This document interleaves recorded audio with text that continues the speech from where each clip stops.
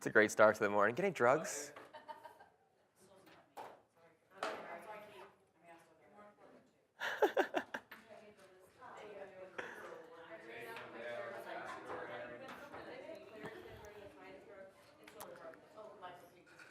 All right. I'll go ahead and get started. I know we got the last couple hours this morning after last night, everything. So the sales training department went out of their way to try to take this 3-hour block we have and just sum it up in about 30 seconds. So this is courtesy of our boy Jeff Reynolds for everyone. Yo, yo, yo. There are different OEMs in the marketplace. So put our filter lines on your patient's face. MicroStream is the best socket. Other technologies try to knock it. Capnostat and low flow want a front, but with MCS and smart capnography, Covidien is on the hunt. You can thank Jeff for that. That was completely unprompted. Jeff just decided to make that on his own, so we had to share it.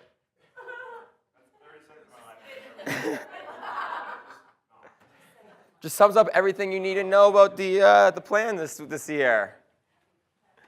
All right. So obviously, capnography is the exciting place to be right now in our business. I know we talked about it briefly yesterday, and I saw Bob was pulling out the numbers as well in his presentation the other morning. What was RMS growing at as a business? You guys remember? It was like about 10%, give or take, if you kill everything together. What was the capnography business growing at? 47%. So obviously the growth place, the exciting place. We've seen what Iridian has done. Iridian has really set the stage.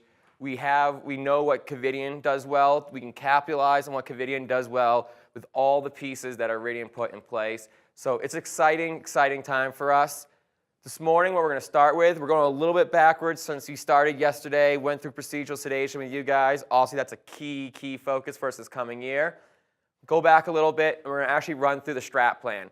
So before we kind of said, hey, what are the tactics, what are the main focuses we're going to have in FY14, we did put together a great cross-functional group. It was made up of Iridian, it was made up of Covidien, sales, marketing, finance, clinical, med affairs. I mean, it was the whole gamut of people, and we really looked at why do people buy capnography? Why do they buy sockets, monitors, and then why do they use it or don't use it?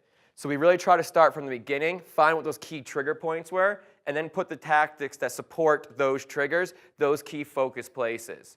So what we'll walk through this morning is a little bit on how we got to the tactics, and then obviously what the major tactics focuses are going forward.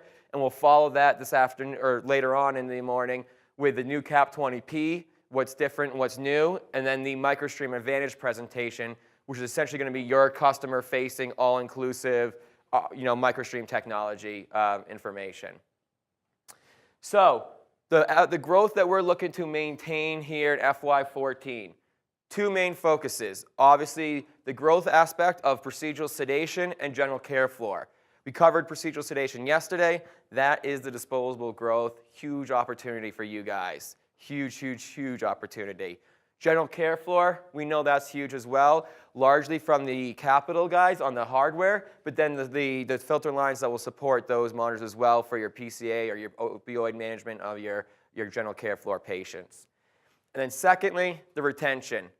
Called it out yesterday as well. What was that retention rate we've seen roughly with Iridian again? Exactly, 50% is pretty sad. That's pretty bad. And we now have the structure in place to improve upon that.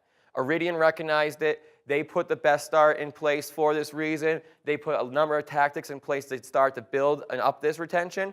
Clearly going to be a focus for us along with the growth as well this year. So the three main buckets, the three main areas we're going to look to focus for that growth and that retention is going to be your utilization, driving utilization through education. We'll talk about what tactics kind of fit into that bucket. The core messaging, core branding. We want you guys saying MicroStream. It's not capnography, it's not end-tidal CO2, it's MicroStream. We really need to set the stage and brand ourselves as different from all the competition that's out there today and is going to be out there, and really set the stage of, hey, this technology is something different. It's not what you've been using. It's not what you've tried using and didn't like. MicroStream is different. We'll talk about that a bit more, But when you think about where we want to get to, where we want to be, who says level of consciousness monitoring? What clinician says that? No one. They say biz monitoring. Everyone refers to it as biz. That's where we want to get with MicroStream. People refer to it by MicroStream, not as SideStream or not as capnography. So really look to you guys to help use that and drive that language. So when you're your accounts, when you're with customers, you say MicroStream, you push MicroStream, you differentiate that. Lastly, new product integrations, Cap20P. We'll talk about that a bit for you guys here after the strat plan session. So through our core messaging and branding, the main message, the main points we want to get across, we'll walk through this afternoon in our Why MicroStream or our MicroStream Advantage presentation. But essentially those 3 buckets are talking about the accuracy. What's different about our technology? It's that molecular correlation spectroscopy, that individualized CO2 waveform. We'll get into those details, but it's all about our accuracy, our smart capnography innovation, and then lastly, the fact that we're a single solution provider. We have neonate to adult, intubated to non-intubated, EMS, procedural sedation, general care floor. We have something that no one else has is covering that spectrum. We can be a standardized single solution provider that no other capnography company has the ability to do. So don't underestimate that. Huge advantage that we have is being that single solution provider. So what we want to get into real quickly, I know I just briefed up through there quickly, is how do we get to these tactics? What was all that went into the thought process, went into finding, determining what those triggers were. So a lot of information here, a lot of work. Really want to show you guys all the planning, the talking, the things that went into finding and determining those triggers. And really what we come down to at the end, your main trigger points, general care floor, it's all about protocols. It's all about having a protocol in place before, during that acquisition phase to know if they're going to be successful or not. I know you guys have seen it. We've heard it from Iridian. It's not a new concept, but the general care floor, having a procedure in place that says what patients get monitored, that's set in stone or free to set in stone, that leads to success of the account as a whole. For procedural sedation, you'll hear us talking about that ROI, that what is the procedural sedation ROI story, what's the push there. It's really that financial assessment. I'm adding costs on top. What's the benefit to me? That's something we're going to continue to develop throughout the year and then look for you guys to help deliver that message as we deliver it, or as we create it. So you'll see us talking about protocols, and you'll see us talking about the financial assessment. For usage, for all usage, for both areas of care, again, it all comes back to that protocol establishment. We talked about in procedural sedation yesterday, and likewise on the general care floor.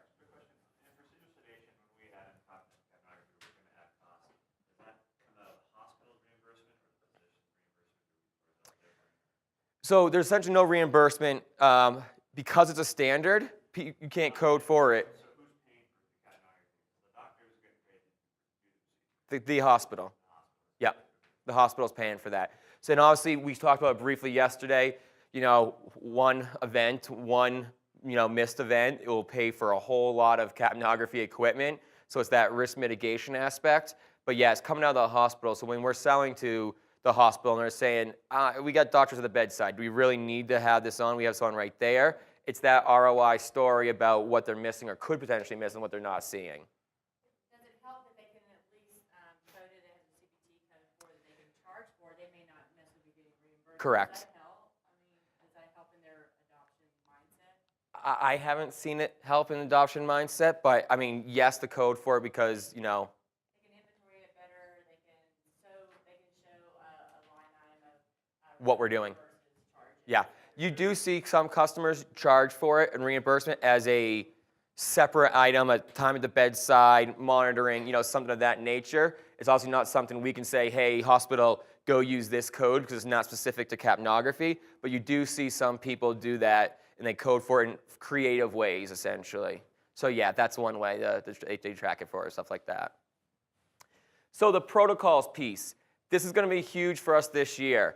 And we all have a huge thank you owed to Greg. Greg has put his soul into working with legal and medical affairs, and we've now gotten the buy-off that we can take customers' protocols, post them We can put them online. We can share them with customers. We need official sign-off from the hospital. It's not just, hey, the RT director handed me his protocol and now I'm going to put it everywhere. We know we got to be sensitive around it. But as you guys get these protocols, share them with Greg and I. And what we're going to do is work with the hospital and work with you guys to get to the hospital official sign-off approval. And then we're going to post them online. So your customers aren't starting from a blank piece of paper when they try to do a protocol, but they can say, hey, St. Francis does this well, and Providence did this well. I'm going to take that piece, and I want to add in this too. So it'll be a much easier way for them to create their own protocols, which drives to that success of a account, continuously monitoring and not dropping off, continuing that retention piece. So the protocols that have been approved, are they the ones that were approved when we were? So right today, nothing is approved. We had to go back and get all full hospital sign-off approvals for even the ones that Iridian used to use. We didn't have the proper documentation, but we now have essentially a Covidian legal form that they can just sign off on. It's pretty simple, pretty easy, that Greg and I can help get to the right people at the hospital with and be sensitive about it, that we're not, just going to sign off everyone and throw protocols up. But as you have these, as we have the old ones, that's where we're going to start and reaching back out to those accounts to get those sign-offs so we can essentially post them like the PACE website and have a place on capnography protocols, general care fluoride microstream protocols, procedural sedation protocols, so people can go look at something.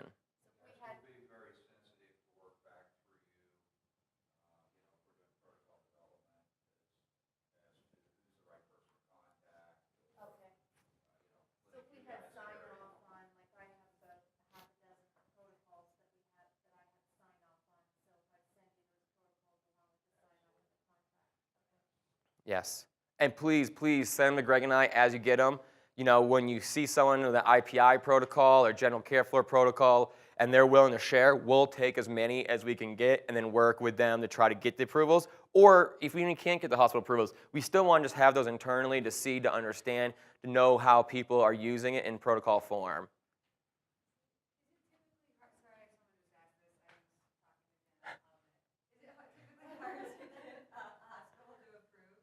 Depends. It can be. So sometimes people are very sensitive to the fact, hey, if our name's attached to it and someone has an event, are they going to come back and say, well, hospital so-and-so did this and they screwed me up? Is it worth anything to us if we take your name off? We'll take your name off and just post it. Yeah. Well, we can't do it. I'll let Greg answer that. There you go.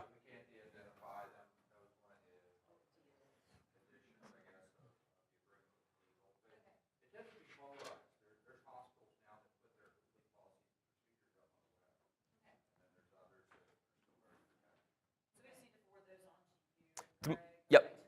Yep. I know my hospital admission, they even, did a checkoff sheet, competency. Yes. Can I forward that? Absolutely.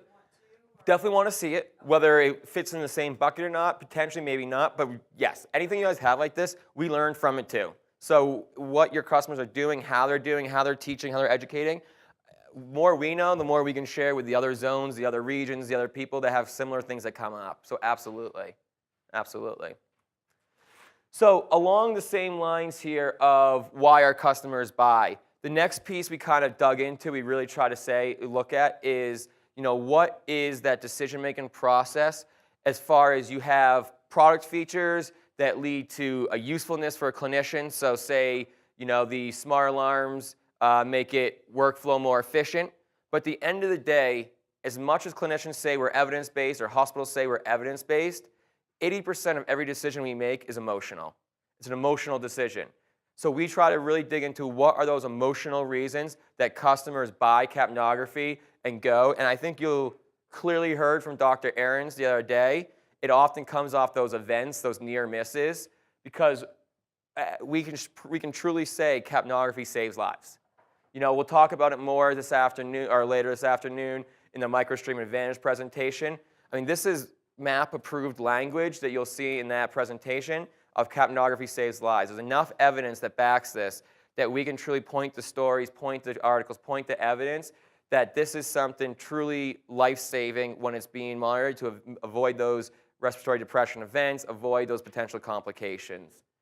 To that, we have Amanda's story. We'll show that, and you'll hear that a little bit later. For those of you that don't know it, it's very sad, but a great example of why monitoring is needed, why capnography monitoring is needed.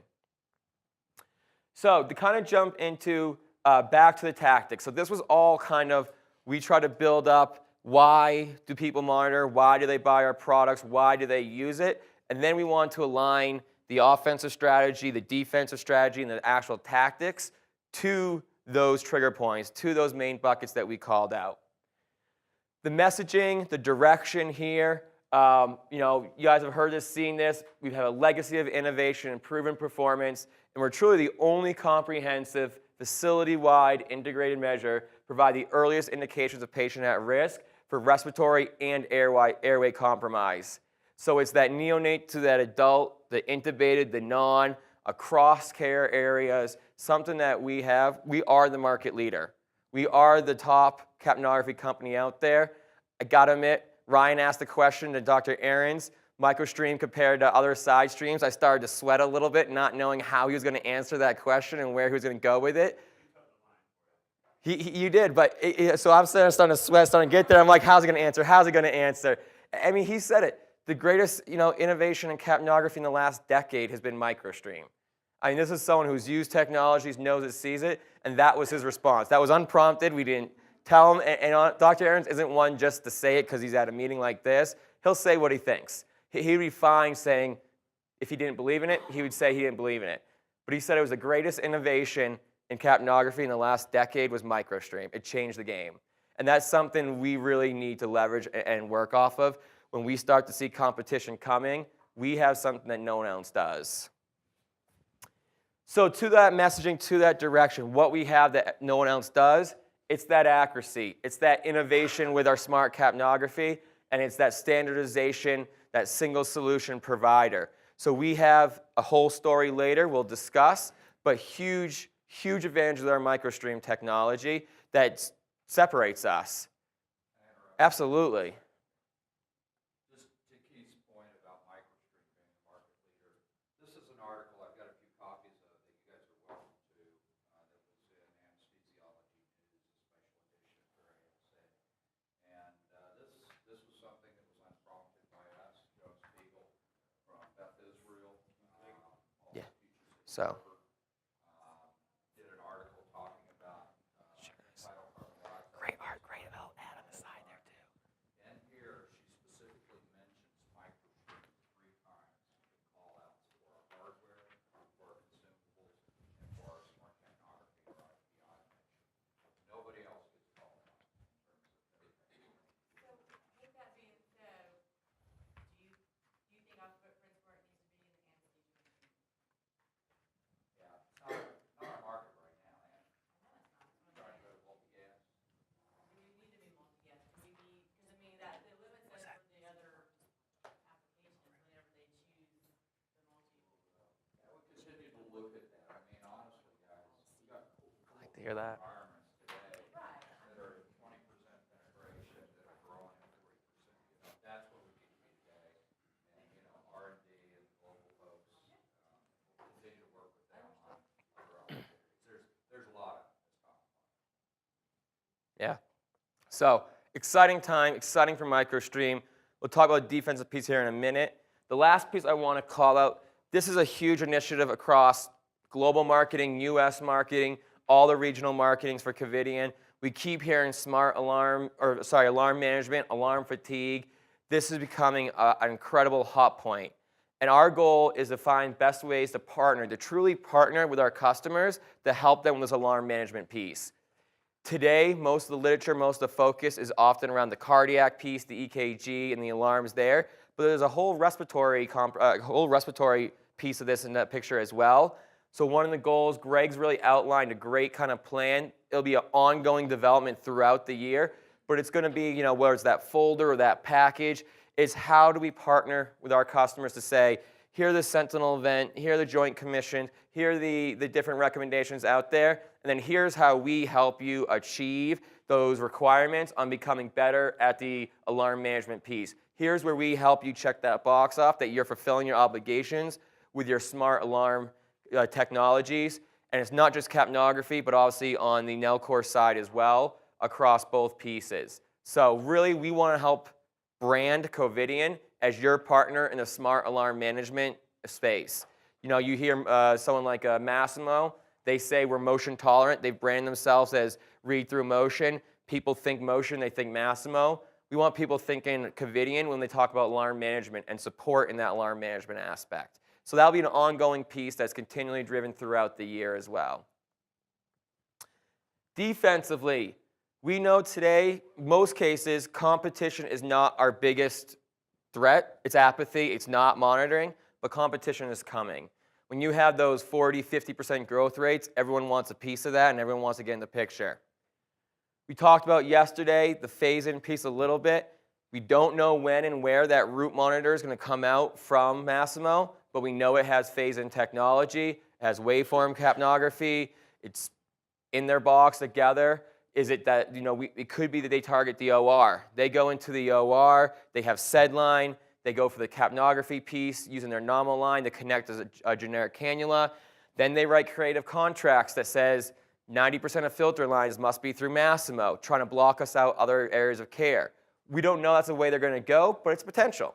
So for us, it's really, really crucial and important we start preemptively getting that MicroStream message, preemptively getting ourselves on contracts, so that way when they do start to make that push, people are asking about IPI. People are asking about alarm management technologies that they have. They're asking about these different algorithms that we've set up, setting the stage that they expect that. They expect MicroStream, and when they get or see phase in, it's not the same. There's no unijunction. There's no oral nasal sampling. Those things that truly separate us there. OEMs, huge, huge piece for you guys. I know it's interesting dynamic with our Capital reps and the fact that Capital often sees as competition. For you guys, it's opportunity. A socket's a socket. A socket drives filter lines, drives disposables. That's how you guys make your money. Iridian, this was crucial to their success. This was needed to get the business going. I have over 75% of total sockets here are OEM. It's probably closer to 90%, to be honest. Iridian did not truly have people going out selling Cap 20, selling hardware. It's all driven through the OEM. So when you're in procedural sedation, we mentioned it yesterday, it's going to be mostly sockets. It's going to be mostly, like OEM sockets. It's that way with the Alaris pumps.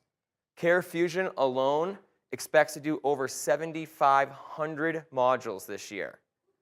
7,500 new sockets in the year out there.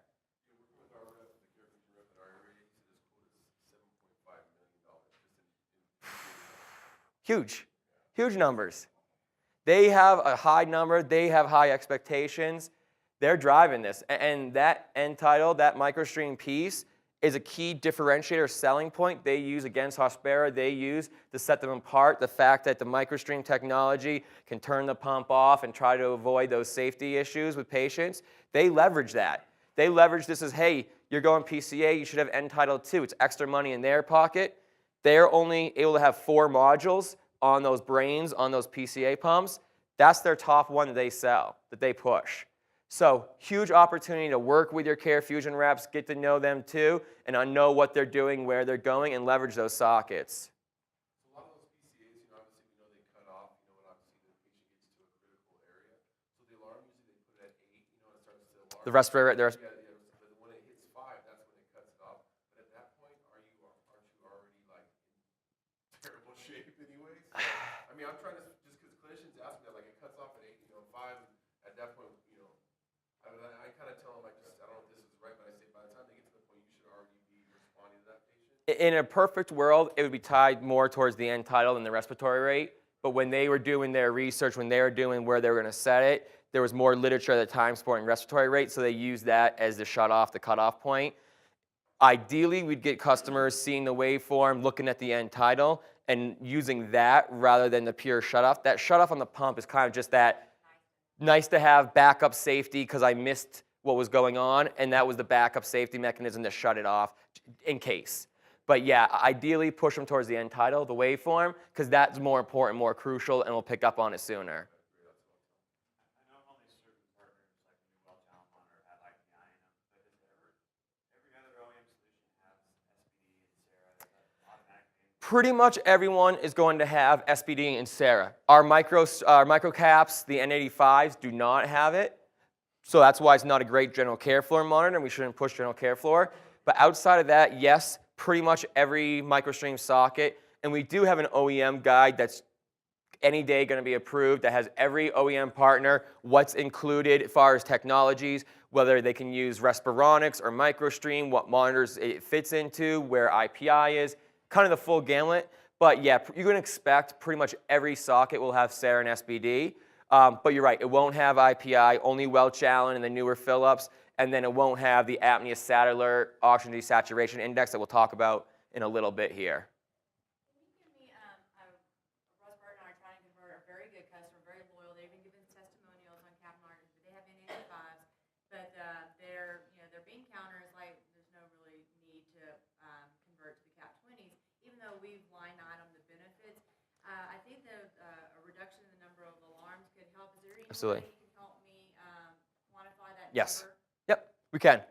Okay. We can be creative. We can find ways to document that, to quantify it, and show a huge difference between the cap 20 and 85. Set one room up with a cap 20 versus the N85 and do a head-to-head. And Yeah, having both on the same patient, ideally. Well, that's good. You're like hard, can't do. But yeah, some ways we can. I think it's close enough patient would be working well enough. And you could take a couple-day period on one monitor, a couple-day period on the other monitor, and do it that way too. But yeah, we can. Let's talk. Is it going to be significant? Would I win? Yes, I don't want to do it. it will be. Yep. Yeah, it will. So that OEM piece, we can't stress enough. I know sometimes some people have better relationships than other OEM partners, but really, really look to leverage that, understand what the sockets in your accounts are, because they probably or may likely have MicroStream and we don't necessarily even know it, or they don't know it. So it's finding those sockets, identifying those sockets, and then obviously leveraging that as well. GE is a tough one. We are pushing, Iridian pushed, our OEM team is pushed. GE essentially says, we got Respironics, we're good enough, we don't care. Even though we're saying every other person cares, this is a selling point, MicroStream, yeah, we don't really care. So with GE's, it's a hardware solution, a hardware standalone from our end, our capital guys that we really need, not an OEM socket. We have things like the MicroPod that's created, that's developed, that we're looking to get GE to basically create the user interface that would allow, once you plug in the monitor, to read that. But again, we're ways out. They haven't jumped on the wagon yet like everyone else has. Correct. It's a funny world where they're basically supporting their biggest competitor. Absolutely. Yes. So we don't plug into GE right now? There is no MicroStream solution for GE currently, unfortunately. So there is the option. So one thing we can do, not the best, not the cleanest, but a good option, when they have low flow. So low flow is their essentially the direct competitor to MicroStream. They have a proprietary connection that goes into their low flow socket, and they have what's called a straight line cable. So it's the proprietary end on one end and then a standard Lore-Lock on the other end. We can connect our OmniStream, or technically our MicroStream, but our OmniStream into that straight line cable and use our filter lines that way. It does require them to have a two-piece connector because it has a straight line cable plus our filter line attached, but it is an option.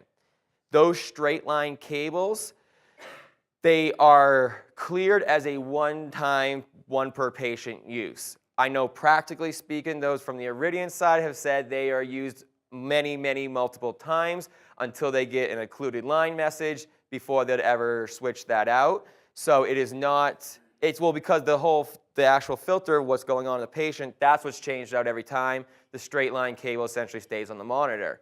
So that is not a cleared means, a cleared method. But it's a way that customers often do it, and there's lower cost because they're reusing that straight line cable.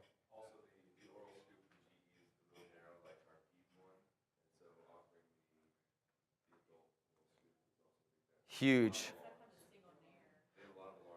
Yep.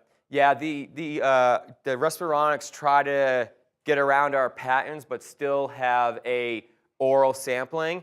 And if you see it, it's a pretty funny looking little thing. When it comes, it's a straight wire with a tube around the wire that you have to bend the wire to make it like a oral, and there's one pinhole in the bottom, literally like one pinhole, and that's their oral sampling. So it's clearly no comparison. They understand and recognize that this is an important piece to have the oral sampling, but we have patents around that they could not essentially make something comparable to what we have.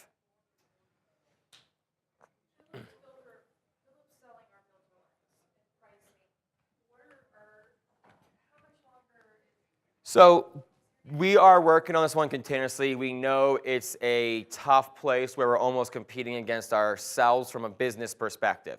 So Philips has the ability to sell our lines, except for they do not have the ability to sell the 100 case counts. So one thing we can leverage is the 100 case counts because they got a natural discount built into buying in bulk. And then obviously the service support that we provide, because when Philips does it, they essentially drop off lines, they're done. So where we can and where we can't compete with Philips. HCA, HPG accounts, we will not compete, will not.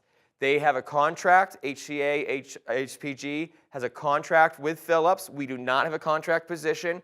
It's a sole source with Philips. Obviously, HCA, HPGs, if you have them, you know they drive contract compliance pretty strongly. And so we have said we backed it out of quotas. Anything that's HPG or HCA, we pulled out of your guys' quotas. We don't want to compete there on price because we don't want this race to zero. Non-HCA, HPG accounts, we have a little more flexibility.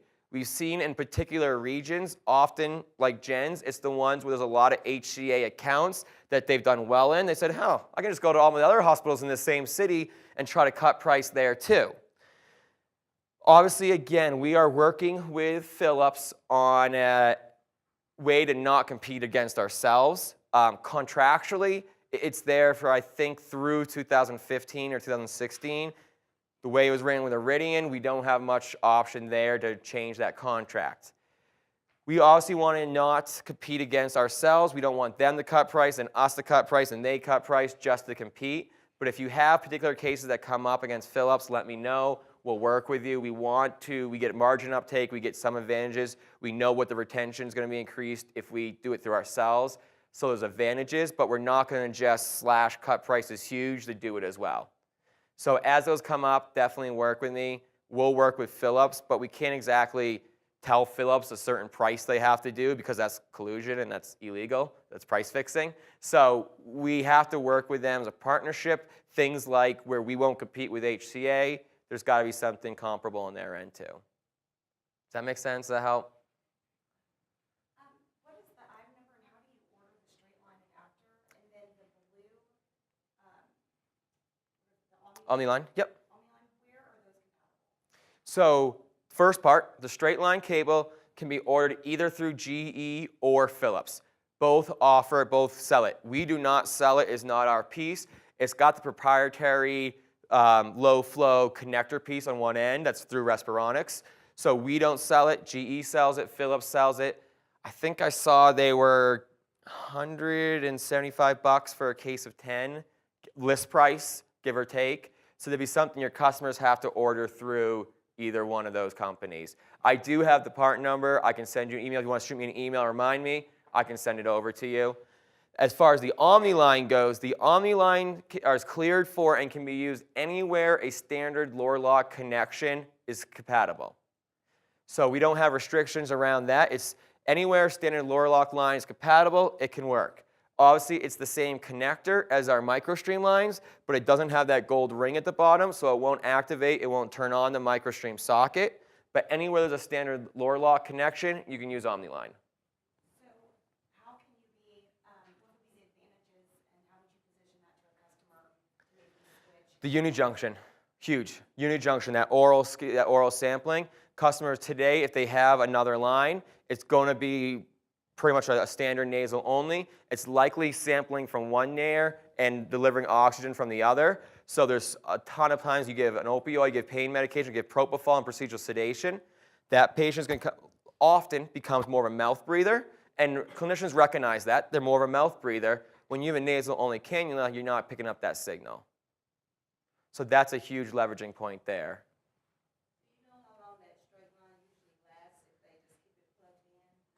I think I've heard people using it for 10, 20 plus cases.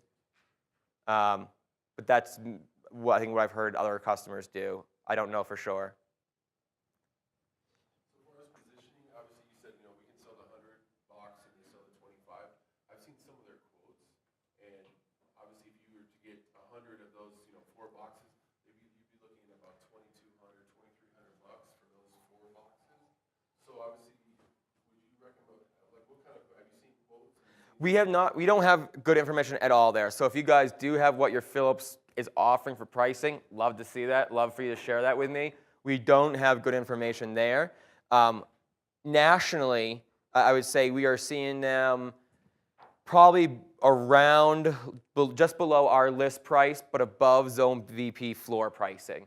So obviously we want to keep our pricing around Zone VP or higher. So obviously first opportunity is if Philips is in there competing, rather than being at list, we can be at Zone VP floor pricing without just completely slashing our price, but keeping it in that solid area as well. Because I mean, I've seen like for boxes of 25, just sampling lines, I've seen like 475, 500.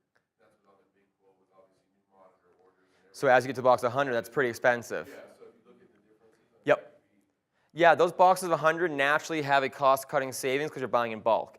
And then if we go to Zone VP floor pricing on those, pricing-wise, you should be compatible fine within the same range. And also, it's selling that service and support. That is a huge piece. Philips literally will drop lines off and they're gone, their next hospital. They're not training, they're not educating. Part of that whole lack of retention is through items like this where Philips sells you a cheaper line and they don't provide any support. they still have a group of people that train the clinical specialists that are associated with this Philips installations that go to train. Yes, so Covidian, as you guys may or may not be aware, we have a team of about 6 people under Robin Keene who is responsible for Philips and then responsible for Philips new accounts. So Covidian has a contract with Philips that will provide X number of training days, hours, whatever, for new Philips MicroStream accounts. That is their main focus, their main role. When Philips puts in sockets, they're notified. They go and they help train on that new socket. Likewise, where they help us and support us is stuff like CareFusion installs, in which the customer is buying their lines through Philips. So now you guys, we have no skin in the game because the hardware came from CareFusion, the line's going through Philips. If it's a new customer, then that will be Robin's team. Let me know, notify me on those, and we'll connect Robin's team to help support those. So instead of saying, no, we're not people educated, basically that's on you. Correct on those like with CareFusion, stuff like that, yes. Yep, absolutely. One more quick question on the OmniStream, because it's a standard door lock, tells me it will connect to the Smiths. I mean, we're more expensive, but we get the unijuncture there. Of course, I would try to get them to go to N85. Yep. But if I couldn't, then I had something to fall back on. Absolutely. Absolutely correct. Yep. What is the pricing on the Omni? It's on that spreadsheet. They're a little bit lower because they don't have the same filter in them. So pricing is lower than our MicroStream lines, but it's not like half the cost. It's a 10, 20% discount from there, something like that. So instead of having to get the adapter line, you could just plug in the OmniStream. If they have a standard Lore-Lock connection for it. So as the example we use with GE, they have a proprietary connection. It almost looks like this little flat disc. So the OmniStream doesn't connect directly to that. If they have something to connect directly to, perfect. If not, then you need something like a straight line cable that's their proprietary connection to connect to our piece. And it's the same with Phase. Yep. Phase-in, that's essentially their nominal lines. That's essentially their straight line cables. It's a proprietary end at one end, and then it's a standard Lore-Lock to connect to whoever wants to connect to it at the other end. That's the line that they currently sell. If anyone has been testing in the cath lab, it's going to have Phase-in as the only option. But you can go after the Omni line with the injection. In your cath lab, if you have McKesson systems, Phase-in is the only option. They have a little module that connects in and then the nominal line. So we would just connect to that line, right? Yep. To the nominal line, connect right to that. Exactly, yep. All right. The actual tactics, the actual pieces. Obviously, this is going to be at a high level, but it's going to be, hey, this is what we're expecting of you and all the field sales organizations throughout the year, the major focus points that we're going to be delivering for and looking to as we go on this year. I mean, I've done it a couple times. Obviously, you put the age set up to like several different lines, you know, whether it be vent or ETC. Do we have any like? Can we get like all the vendors who sell those and have a diagram or a picture of how we connect to all that? Can we do that? Because I mean, I'm there sometimes. It's like a transformer. Yep. I got shit on my head, and I'm like, you know, it's like. So essentially from an OEM socket, where do I plug in, what does it look like perspective? Yes, so the OEM brochures that are, Linda had a copy the other day. I think I actually have a copy in my bag to show you what it looks like too. That basically calls it out. So it's not exact perfect for every monitor. I mean, as you can imagine, I think there's 140 monitors we connect to. So there are tons of different things there. But for all the different companies, if they have like this little module, we show the module and where you plug into.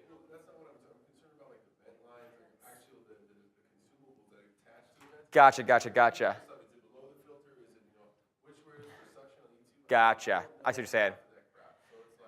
We'll have to help create something there. I know they're doing a big photo shoot with like different masks and stuff there. Like, I think it's actually happening this week or next week to help build something. But I think you're a little too young, a little too hip and young looking. We need more educated, you know.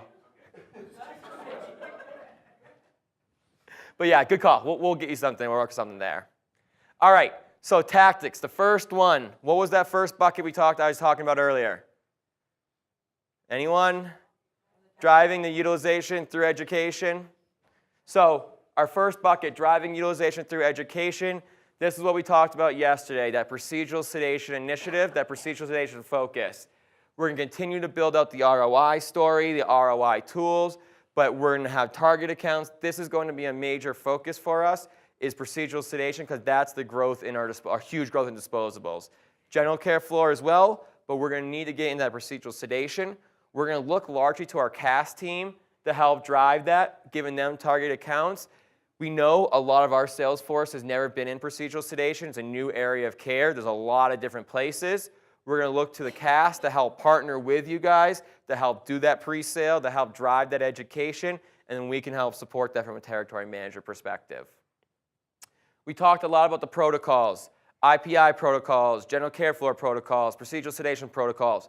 Get those to Greg and I. We want to help disseminate those. We want to get them out. We want to drive that awareness. We want people knowing, you know, with IPI, for instance, we often hear, sounds cool, it's good, but how do I actually use it? How are other people using it? One of our biggest successes is going to be driving the awareness and the adoption of IPI in a protocol form. Providence, these guys have seen it at Providence. They put a trigger in on, you know, if the IPI hits, I think it's 6 now, it hits 6, then RT's automatically called. If it hits 5, then anesthesia's called. If it hits 4 or 3, I think it is, then the crash team's called. So they use it in a very protocolized manner that says who the appropriate people to come in and look at that patient are. And it's simple. It hits a number, they call a certain team. It may be they overcompensate, they call it too many times, but I also know that they've called out specifically, 6 events or 6 patients they believe they've saved already that they would have missed. And this has been a couple months of monitoring, and they have 6 patients they think they would have missed if they didn't have the capnography, the CLAP 20s on them. We have the protocol. Yes, we are now going to work with them to get the proper sign-offs. But yes, we have it available, and I'm sure you can talk to your counterpart reps about that a bit as well. The next thing that they did was they created a nurse flow sheet that's actually tied to another, you know, our chain cards. So we add that to the chain card. So that they show up the flow sheet, so a nurse can look at it and see if I have what do I do.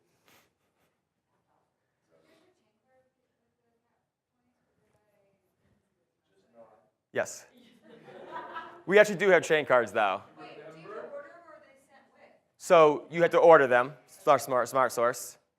Yes. What number is that? I don't remember the number top of my MN38671. I don't know. Jeez. Go on Smart Source.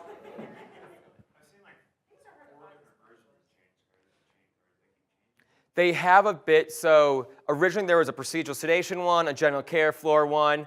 We took those and made one. So essentially the waveform looks don't really change, so we made one. And now we have a Cap 20P version that calls it the new monitor. So you're right, they've changed because essentially we've progressed in our way of doing it. Yep, exactly. It's one is like the IPI, and one doesn't there, but yes. Yep.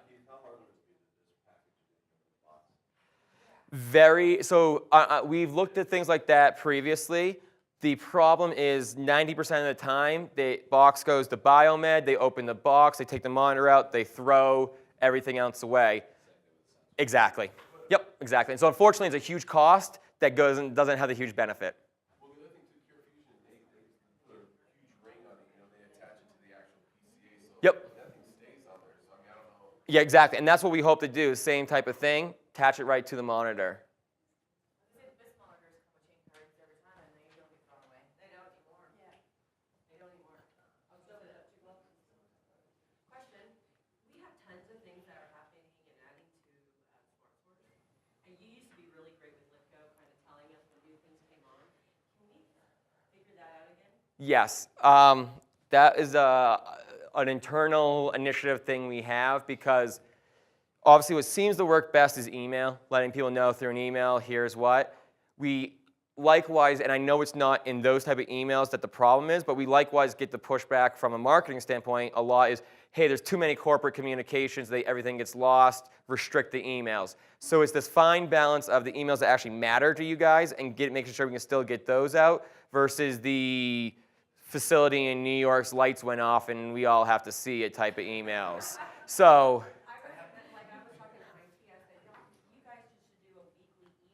that's exactly what we are, spot on what we're working on. You're spot on. It's that type of thing. Hey, weekly, what's new, what materials are available. Every week we send it out. Maybe there's nothing, maybe there's 10 things. You see it every time. Exactly what we're working on. Yep, spot on. All right, I'm going to move a little bit quicker here. We got a lot to cover today. 201 level education. We have great 101 education on the PACE site available today. We've recognized the need for that deeper dive, that extra level education. We're working on that. We have budget funded for that. We're going to add it to the PACE site, get more 201, procedural sedation, general care floor, critical care type education in there. Next, driving that core messaging. Again, want you guys talking MicroStream. We'll talk about the MicroStream Advantage presentation here shortly. Preemptively going out, having that discussion with customers, reminding them why they are using MicroStream or why they should be using MicroStream. From our standpoint, both with IPI and with MicroStream, we're going to drive that awareness through video vignettes, through case studies, through press releases. You guys have customers that are doing it well. Let Greg and I know we want to share that. Whether it's, again, working with them on a press release, working with them on a little case study or customer testimonial. We love to share those, so make sure you connect us, and we'll help do all the work to get that out. Now the PACE is what it is. Yep. We're still going to push this module back on HealthStream. Yes, so one of the PACE's large initiatives this year, and it's already in process, is all that capnography stuff is going to be incorporated into HealthStream to where it's a one-click on HealthStream. Don't know exact timing of when that is, but it's literally already in process, already paid for. It's just a matter of the work now. So yes, that was a huge step that they took for this year too. Yep. We talked about the alarm management initiative. It's going to be ongoing. It's going to be rolling. It's an important, crucial aspect for us going forward. New product integration, Cap 20P. We'll talk about that shortly. We'll walk through what's different with it. Likewise, the apnea sat alert, one of the algorithms that's in the Cap 20P. We'll go through that here very shortly. VPMP, the connection there, huge driver, brings that whole portfolio together. SureStream, more of an FYI here for you guys. I know SureStream is not a huge piece of your guys' picture. The SureStream lines, the connection is actually changing. It's going to be a little bit different looking. It'll still plug into the same Welch Allyn ProPac and Atlas monitors, but it's basically an enhancement to the connection piece for less breaking. The part numbers will change. It's looking like a December to January timeframe when those come out. We'll let you know. We'll get information out as that comes, but it's in the validation testing point today, so there will be a change coming there, just so you all know. The little booklet that I really used to have. Yes. You talked about redoing those. They are done. They are complete. They are in Smart Source as of yesterday. And unfortunately, I was supposed to have a box come to me here to hand out to all you guys today. I got it in, I think it was yesterday, and they couldn't get it here in time. So I'll have them available. Nashville, we're going to hand them out to you guys in the East. I'll send you guys one of each. You guys and the East. Because they didn't have, we already did the East too. We'll send you guys one booklet each, and they're also available in Smart Source as of yesterday. If you guys haven't seen that, They're awesome. It's your Bible, and it has all respiratory function sensors. So it's got Nellcor and your filter lines, all front and back. Every option we have, what the long versus the O2, non-O2. So when you're looking for what's the replacement part number, you just flip open your book. You see the normal 25 box. Well, here's the 100 box, or here's the long version, or here's the O2 version. and it has micro, omni, and sure. Yep, and it has also your Nellcor sensors in it now as well. Yes. Exactly. Yep, exactly. So it's been rebranded and added the Nellcor piece. Yep. Small format monitor. Last thing I'm going to talk about here. Not an FY14 item, but what essentially we're looking at for FY15 launch, and a lot of work to be done, developed, nothing is set yet, is essentially a N85 or handheld replacement. It'll likewise be largely EMS geared type monitor option, N85 replacement, potential bedside and some opportunities. What that looks like, how it's done, what's in it, what's not in it is all being worked on throughout the year. But as you guys hear, like small format monitor, you know what we're talking about, and you know we're working on something to replace that brick of an N85 that's been out for about 15 years. The EMS market? Yes. What percentage does MicroStream have of So that? MicroStream is in all the defibrillator companies. So we're the only technology that's in all of them, and we're pretty much the only company that's in all of them. So of the EMS market, MicroStream owns it. By far, we own it. The EMS market is this huge, huge space with huge opportunity that very little is tapped today.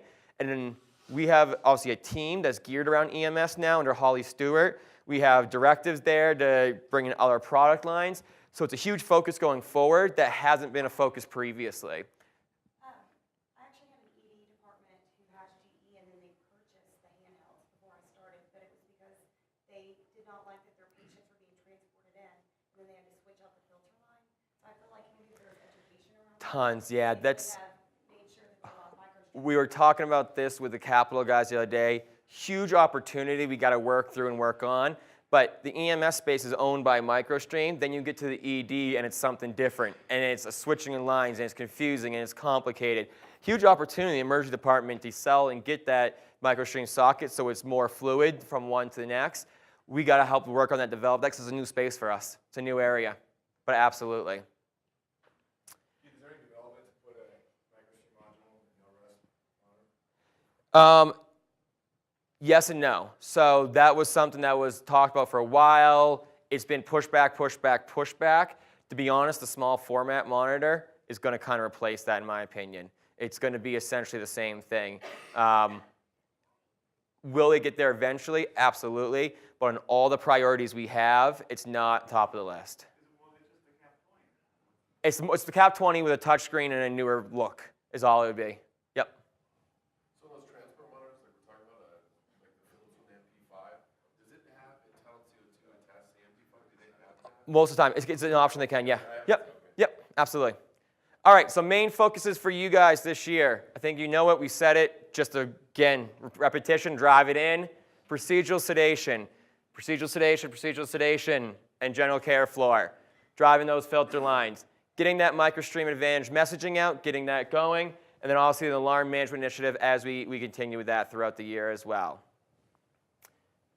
Strategy on a page, we have these for you guys when you walk out. I think you've got them in all of the other sessions so far. No different here. When you have those questions, direction, who do I talk to, what do I say, we have that all on a page for you guys as well. And then lastly, most importantly, that promotion, what we're driving with the TMs. So we're looking for that utilization, that growth, obviously, of your filter lines, the highest increase in sales percentage growth. It's going to be the top 3 in each zone. but we also are going to call out the retention as well. So it's not just for getting your old customers and just getting a bunch of new people on. It's maintaining and growing your existing customers as well as the new customers. So we'll be looking at retention and we'll be looking at percentage growth. Top 3 reps in the zone get that prize or that cash, whatever you guys choose. The prize? I don't know, to be honest. That's kind of determined. I think it's going to be in the couple $1,000, $2,000 range. It'll be stuff like bikes or fancy luggage or fancy new, 55-inch TV. All stuff in that high value, not like $10,000 items, no new cars, but stuff that people want are nice right before the holidays, and then or the cash option. All right, I'm going to move us along and go on to begin with the CAP 20P and what is new with the new monitor.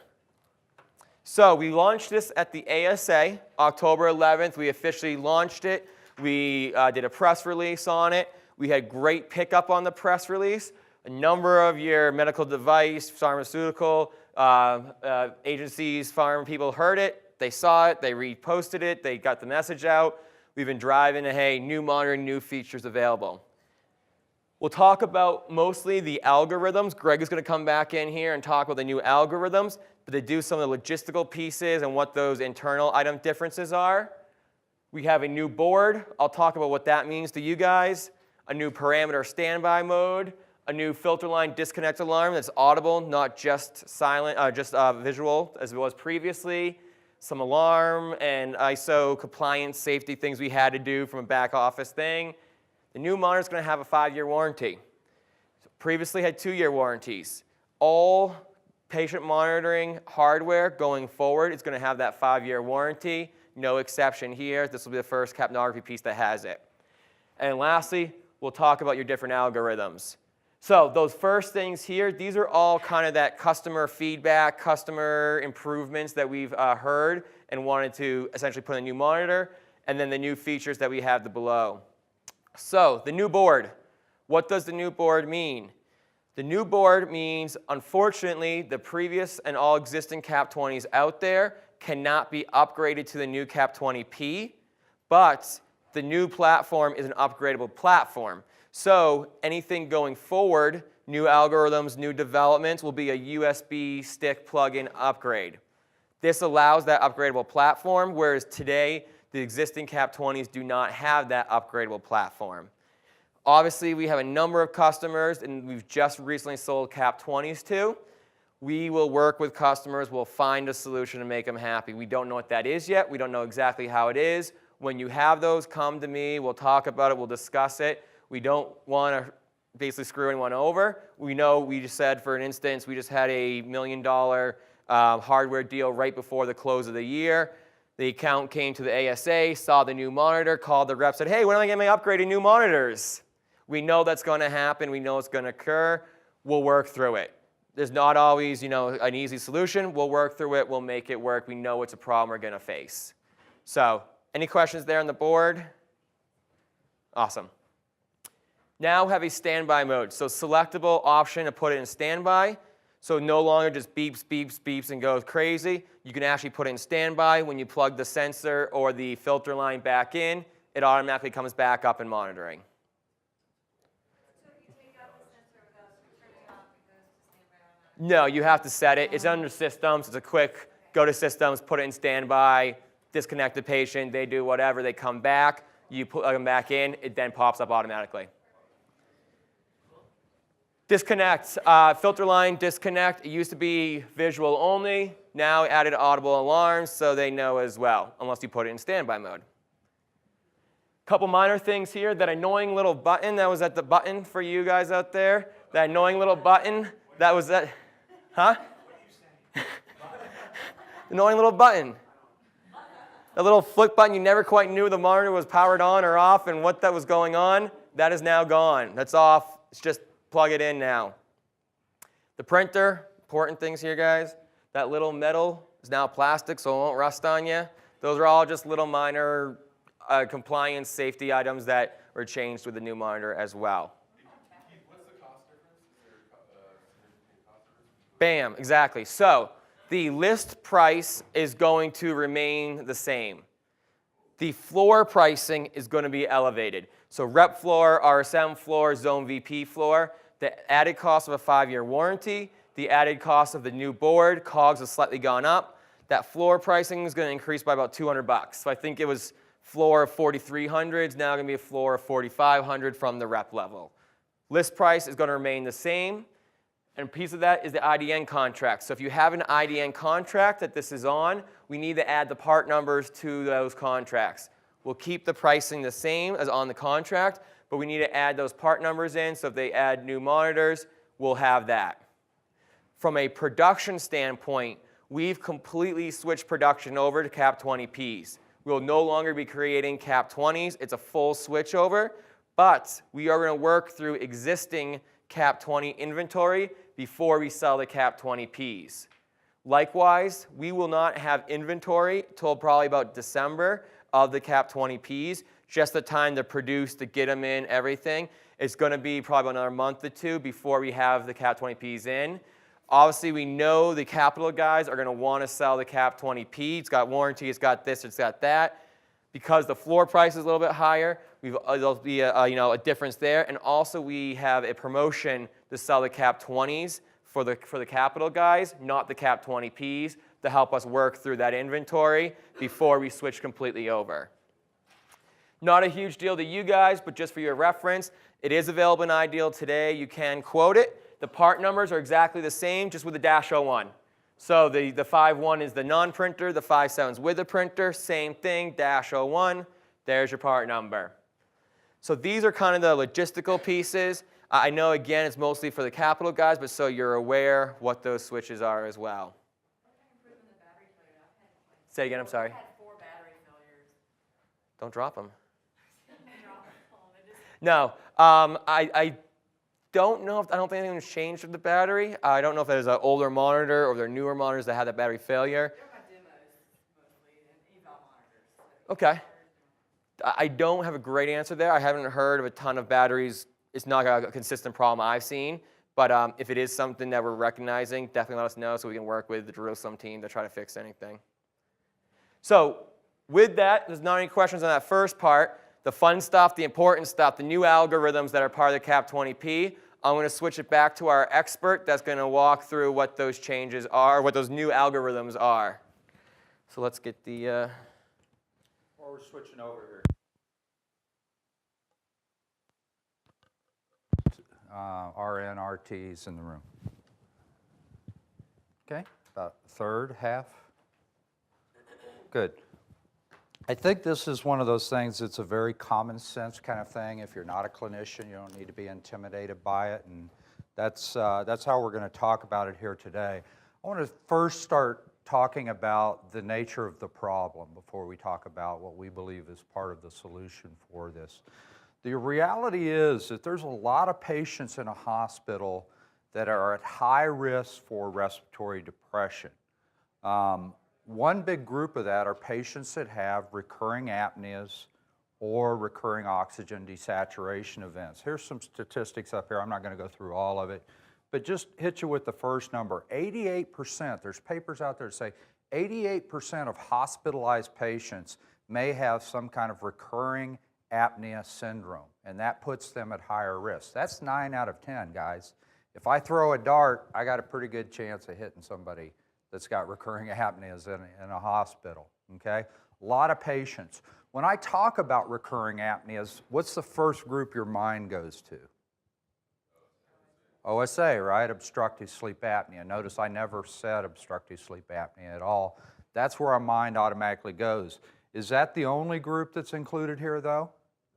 No, there's a lot of other diagnoses where this is a problem. COPD, estimated to be 30 million people in the United States, has nocturnal hypoventilation. When they go to sleep, they don't really have a lot of obstructive apnea, more than the general population, but they lose their accessory muscles because in REM sleep, your skeletal muscles are paralyzed, and they're breathing with those accessory muscles. They've got that flat diaphragm, so they start hypoventilating during sleep. Congestive heart failure patients, totally different mechanism. They have Cheyne-Stokes respiration. It's a form of central apnea. Over half of heart failure patients have that problem. You can look at liver disease patients. You can look at kidney disease patients. It goes on and on. With different mechanisms, recurrent apnea, recurrent oxygen desaturation is a common thread to all of those different diagnoses, and that's why we see such a high number here. APSF, IHI, Joint Commission, ISMP. That's APSF is anesthesia, IHI is risk managers, Joint Commission, you know who they are.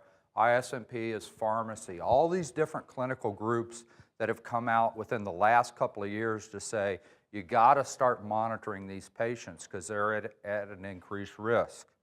And we've got the references for you. Well, we talked about the problem. What can we do to help solve that problem? Because we've been talking about apnea syndrome since I started in respiratory care in the early 80s.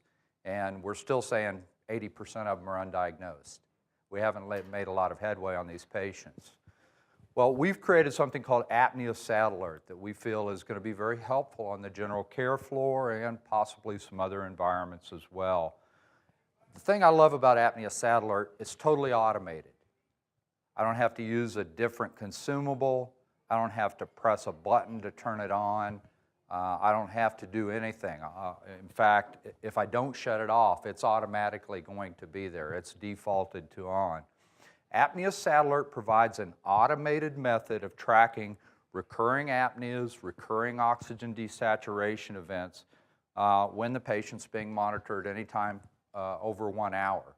It's automatically going to kick in. This is an index that measures hourly, so it takes an hour for that number to show up. Okay? The benefit of that is, number one, you've got ongoing clinical vigilance. If I've got a patient that is at a higher risk, it's going to alert me to that and say, you need to pay closer attention. Something's going on with this patient that warrants further attention. I think from an alarm perspective, it also alerts them to a patient that is going to create a lot of alarms. If I've got an obstructive sleep apnea patient on a capnograph, what's going to happen? Every time they have an obstructive episode, they're going to get an alarm, right? And so that's going to alarm all night long. And if you've worked with this very long, you know one of the common complaints is, nurse says, I go into the room, I wake the patient up, I ask them how they're doing, they say they're doing fine. I leave the room, it starts beeping immediately. That's very, very likely one of these obstructive sleep apnea patients. RT a lot of times will come up and look at the trend report, or some of the nurses are figuring this out as well. Look at the trend report and see this is happening over and over again. Those patients that have recurring apneas are going to set off alarms and drive them nuts till they do something different with their management. So it helps them alert them. How does it work? And I'm going to keep it fairly high level here, guys. There's a lot of algorithm behind this. But just a very basic understanding, apneas per hour are calculated off of the capnography signal, okay? Same as our no breath. It's different, though, than the alarm. Understand, this is an alert, it's not an alarm. We count an apnea every time it's 10 seconds or longer. Why do we use 10 seconds? Well, that's what the sleep societies use. That's a standard definition of an apnea out there amongst the sleep societies. So we're using their same definition of 10 seconds or longer for an adult. Is that going to trigger an alarm if it's a 15-second apnea? No, most of the time we're set at 30 seconds, so it would not necessarily trigger an alarm. Oxygen desaturation index, on the other hand, is going to be calculated off of the SpO2 value. And the way that we calculate there's an algorithm that determines what the patient's baseline is. I might be at 97. A COPD patient may have a baseline of 92. So a DSAT for them is going to be different than it would be for me. Anytime it drops 4% and then comes back to baseline within a 4-minute period, that's what's considered a DSAT. If they drop down and stay down, that's when the algorithm is actually going to reset a baseline for that patient. At what point does it set a baseline? And I can't give you that. I'd have to pull the stats on that specifically. It's a pretty complex algorithm. Is it always a roll-in adjusting baseline? It is over time, yes. But it's a very complex algorithm that I wish I could explain to you, but I can't. Yes, it's available on SA2, and you'll also, before you leave here today, we'll have this too. Okay. Going to go through this pretty quickly, but we can answer any questions. This is displayed on the home screen. Under the IPI, I'm getting my apneas per hour and my oxygen desaturation index. The values that are displaying on the home screen are always what's applicable for the last hour. Okay? So very recent history is what's displaying on the home screen. The reality is, as a nurse, as an RT on the floor, I'm not going to sit there all night long and watch those numbers. Okay? They don't do that. And likely, I'm going to come in the next morning and say, okay, which of my patients do I need to be concerned about? And the way that we have helped them with that, this is the alert part of it. There's a little asterisk or a star that pops up next to the apnea per hour reading.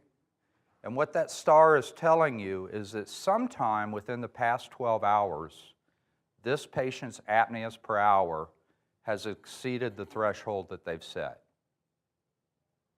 Okay? Let me say it one more time. If I walk in the morning and the patient's been awake for a couple of hours, what do you think their apneas per hour is going to read when I walk in? Probably 0. Probably 0 if they're sitting there eating something like that. But does that mean it was 0 all night long? No, same patient could have been throwing apneas all night long. The little star is going to tell me you need to go back and look at the history on this patient because sometime within the past 12 hours, their apneas per hour went over the threshold. The default threshold is 10. They can adjust that. They can change that. We don't have strong clinical data to say what's appropriate in terms of that setting. That's a clinical judgment on their part. 10 is probably not unreasonable considering kind of what we define as normal and abnormal in terms of the sleep world. One caution I want to give you with this, though. We have no claims around sleep. We cannot go in and say this is a sleep testing, diagnostic, screening device. We can't tie it to sleep at this point. I can't tie it to obstructive sleep apneas. That's why when I first started talking about it, I talked about it purely in terms of recurring apneas. And your mind automatically went there, right? Clinician's going to do the same thing. Clinician will do the same thing. So if the cannula gets, does it come, like, open it out of the box, is it preset at 10? Yes, that's the default. You don't have to enable anything? Or? It's defaulted on, it's defaulted to 10. Yep. Yeah, Randy. Cannula's malpositioned and you have to drop that through the dab or it falls off a little bit and stick it back on. Are those all getting counted as apneas? They very well could be. Yeah, they very well could be. The technology is really not able to differentiate that. Not at this point. Even with the disconnect, the new disconnect feature? Yeah, the disconnect is really not going to tell that it's come off the patient. It's going to tell us disconnected from the machine. Yep. Yep. Now, once it's been off the patient longer than 30 seconds, of course, that's going to trigger an alarm, so they should come into the room and, correct that situation. But it would be counted as an apnea. We can't distinguish that. Okay, once I see the star, then I want to drill into the reports as a clinician and see, okay, what's going on with this patient? When are they having apneas? How many apneas are they having? And that's what this screen allows you to do. I can look at a 12-hour window, an 8-hour window, a 4-hour window, or a 2-hour window on my report. So I can kind of drill into areas, and that allows me to put it under the microscope a little bit to see when these things are happening. I know you can't read on the slide here, and I apologize for that, but it's just hard to get it all on here. On the left side here is a breakdown of the duration of the apneas, and I'll read you through it. At the top here, we've got the average apneas per hour, and that's for the entire 12-hour period that's listed out. And right now it's saying it's at 4. The apnea count greater than 10 seconds, this is our total number of apneas that were over 10 seconds on the top line here. You can see for the first few hours they didn't have any. Then they started having them through the night from about 10 or 11 o'clock at night till about 6 o'clock in the morning.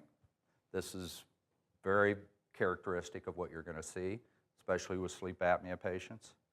And then they have no apneas in the morning.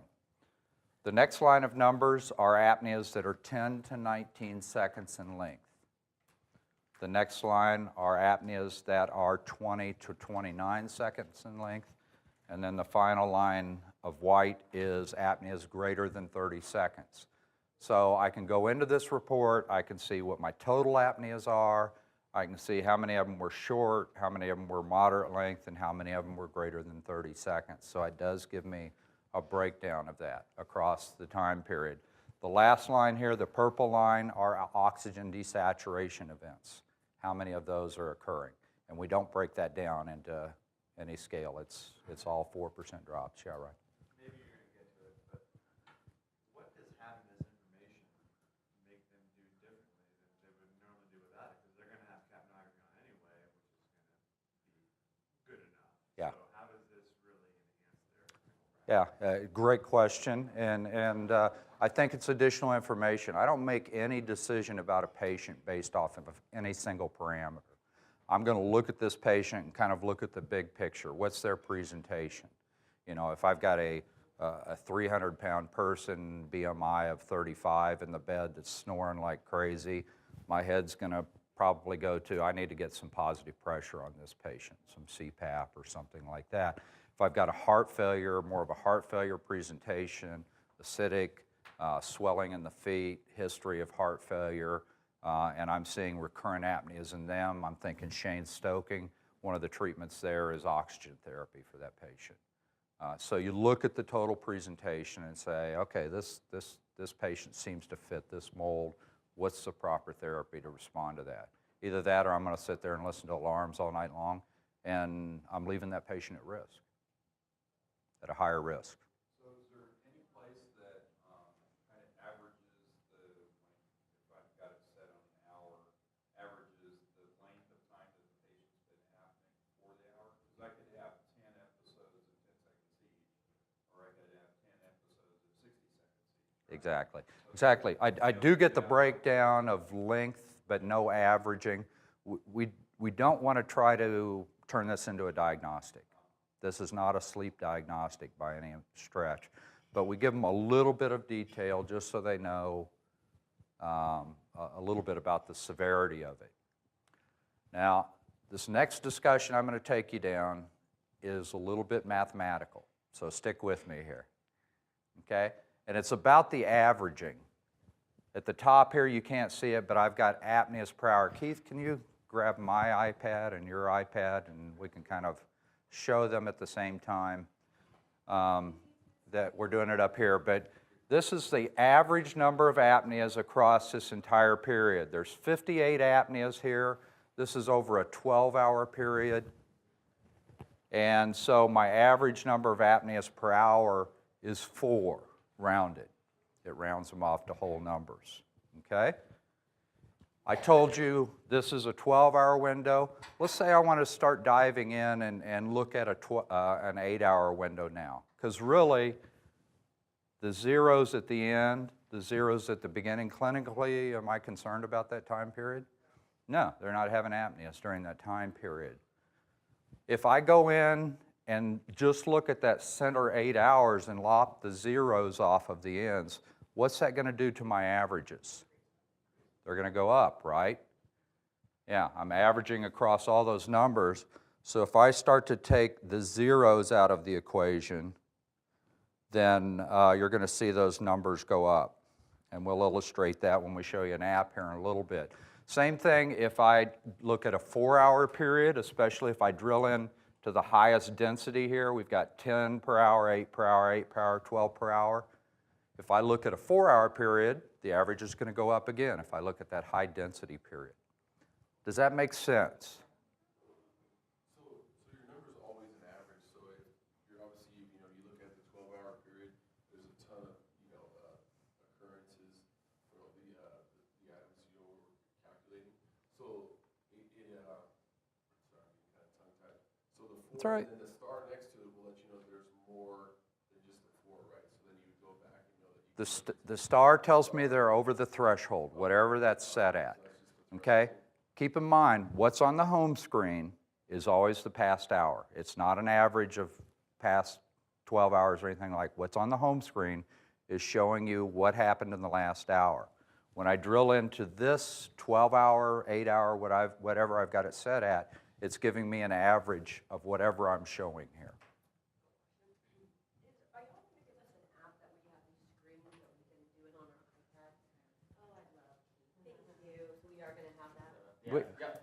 See it right here. We'll show you in a second. We occasionally do something right, just to show we can. I should have known Keith was an app man. Oh, it wasn't just me. It was Faust and this guy, a bunch of us put the guys together. We'll show you, and the app illustrates it very, very well. So hang with me for just a second. Just a few things that I may have missed here. We talked about the different time frames I can look at. Whatever I look at in terms of a 12-hour window down to a 2-hour window, it's always divided into 12 segments with these little bars at the bottom. When I'm looking at a 12-hour window, it's got 12 increments. Each one of those bars conveniently is an hour. That one's pretty easy to figure out.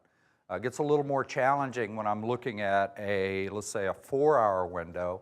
I'm dividing that into 12 increments. Each of these little bars is 20 minutes. Does that make sense? Okay. I can scroll back in this. I think everybody knows the CAP 20 has a maximum of 72 hours of memory if I've got it set in the lowest resolution, which is reading every 30 seconds. So I could actually scroll back up to 3 days in this and look at what's happened in their apneas if I've been collecting data for that long. And that's what I've got it set in.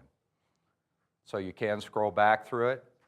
It's telling me, we've already talked about apneas per hour, the average, and the DSAT index is at the bottom there. We've talked about that. We talked about the breakdown. Just one more thing is, I think this is going to make the printer a lot more valuable, especially out on the general care floor, and it's going to be a nice upsell for you here. You've got the ability to print out a lovely little summary report of the apneas and the breakdown of the apneas over that time period, which, as an RT director, that's exactly what I would want to be able to print out and stick in the chart, take it to the sleep lab, and talk with them about it, get them tested. Okay, so I have hospitals that want everything going through their EMR. Mm-hmm. That's another number. No problem. No problem? No problem. Yeah, okay. But Yeah, as long as this is connected into VitalSync or a compatible, an EMR compatible system, everything comes out of the CAP 20 is exportable. compatible EMR systems? Yes, it's being continuously changed. So there's brochure, your CAP 20 brochure today, and SA2 has it in it. It has where to compatible with. As an update, what's current behind the scenes right now is the connection to Cerner and the connection to Capsule. So if you have Epic, Epic either goes through iSirona or Capsule. We have iSirona already. The Capsule piece is being completed right now, and the Cerner piece is also being worked on. So that'll be updated shortly here, but you have it existing. It's available today. Guys, I want to real quickly show you the app here, if we can kind of gather around on each side. This is available today. You can download it as soon as you've got internet availability. Really works pretty slick. The first button that you're going to click on at the top is the startup screen. What the startup screen is going to show you is that when you first put this on a patient for the first hour, you're going to have dashes. I can't report an hourly index till I've got an hour's worth of data, right? So you're only going to have dashes for the first hour. The second button shows us what it's going to look like once we have values come in. After they've been on for an hour, if it's 0, it's going to display 0. If it's 5, it's going to display 5, right underneath the IPI. And then the next button shows us what the alert looks like, and we've got a nice little red circle there to point it out. If you forget what the screen is trying to illustrate, we've also put notes at the bottom of the screen to kind of guide you through that, okay? The next button down takes us to the report screen. This is, okay, I've seen an alert. Now I want to drill into that alert and see when are the apneas occurring, how severe are they, how many are there, so forth. And this allows me, too, to look at it in terms of a 12-hour window. The first one that pops up is the 12, but I can adjust it to now look at an 8-hour window. And this is where you can illustrate to them. This is the same data set for each one of the 12, 8, 4, 2-hour windows. It's the same patient.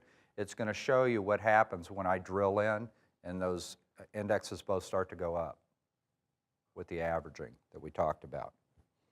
Okay? And then the next button is report details. If I can hit it, just illustrates the different breakdown of what we're getting in terms of apnea durations and so forth. And then the last one is the printer report, which you can click into and scroll down and show them, here's what your printer report would look like, the one that's coming off the actual CAP 20P printer. For apnea seconds, or do we have one for all the screens that we can go through? No, so you have your demo monitors, and essentially when we talked about earlier, the new board is required for the update. It's expensive to switch out boards, ship everyone's monitors, board, and you guys all new monitors. So you'll keep You don't, I'm sorry. demo monitors, you'll use your demo monitors for demos. Then when you go to talk to the apnea This is the settler, P demo. the This UI, is the only that's change when to you it. pull out the app and walk through the individual screens that particularly call out those pieces. Okay, well, when we're PMs, we're walking around in the hospital Yeah. already, so I'm not gonna be pulling my It's CAP a nice to have that we'd love to get out in next year. The app that just walks through the screen does everything. As you guys know, time and money is always of a virtue there. So this was a quick, easy, gotta get out, stuff like that, absolutely. Yeah. Yeah, because if I have an opportunity, that would be perfect. To show you everything we offer. Cat 20P ASA. Oh, so it's an actual app. So it's an actual app, yep. In So the App Store? in the App Store, the convenient App Store, you go to that. Just as a quick whereabouts, we've had a couple people try to download it in these rooms that are awful reception. Just did it. And good. Some people, the first time they open it, you get a white screen, it doesn't fully open. You might need to delete it from the main thing, double tap your button, delete it from the bottom screen, and re-download it, and that's always work if you have troubles that first time. Okay, just to finish up on this, guys, and let you have your break, some FAQs around the ASA that most of them we've touched on. I'm going to first hit on one that isn't up here that's really important for you. Can you use this with peds? No. Right now it's FDA approved for adults only, and that's 22 and above. Yep. So basically, with your patient type, when I set the CAP 20, it's going to ask me for my patient type, neonate, different pediatric ranges, and adult. When I put it in the adult mode, it's going to display ASA. When I put it in any other mode, it's not going to display ASA. 22 years old or kilos? I'm sorry. 22 kilos or years? 22 years. 22 years. And guys, don't ask me why it's 22 years. We debated that one a long time, and I could get nowhere. So it's 22.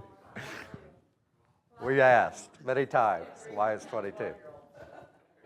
Okay, quick FAQs. Can it be disabled if somebody doesn't want it up there? Yeah, you can disable it. Again, I think the primary environment where this is going to be helpful is on the general care floor, I think in the ICU as well. Anywhere where I'm monitoring patients for a long period of time, this is a good feature to have enabled. In the procedural sedation lab, is this going to be necessarily very helpful?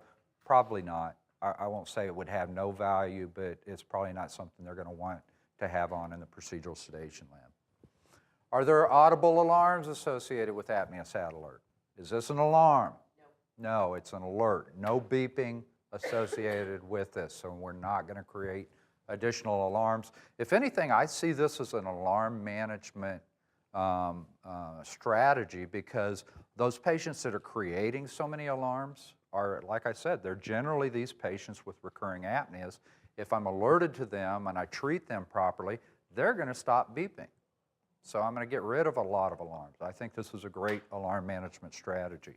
Somebody had an arm. Hey, it says when disabled, it's not showing on the screen, so I can see certain general care floors that want to turn those numbers off because nurses will get confused about too many numbers on the screen. Mm-hmm. The RT can't go into the trending and see any of this information. I mean, they can see the regular trends, but not the apneas per hour. Is that That's a correct? good, if I've got it turned off, could they still go in and look at it? I haven't tried that, Keith, have you? I don't believe so. I believe that's turned off as well. But good question. If you give a monitor, we can pull up and see. But you can use the alarm trends as a little bit of a detail. And I always default my alarm trend to the trend screen. So I tell my clinician, when you come in, the patient goes, this thing keeps waking me up all night. I immediately have them go to the alarm trends and help deduct. Is it a low respiratory rate or was it apnea?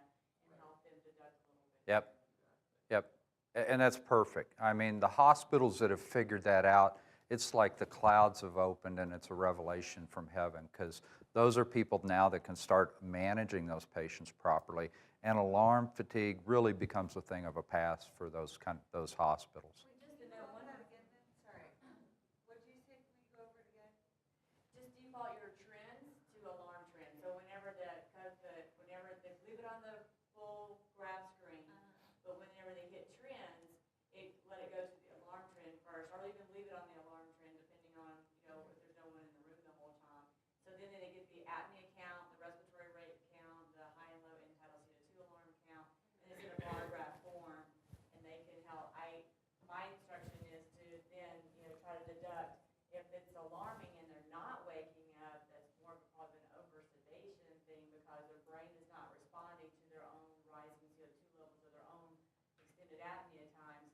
But if it's just apnea, and they keep waking up, they may have already been an unidentified obstructor already.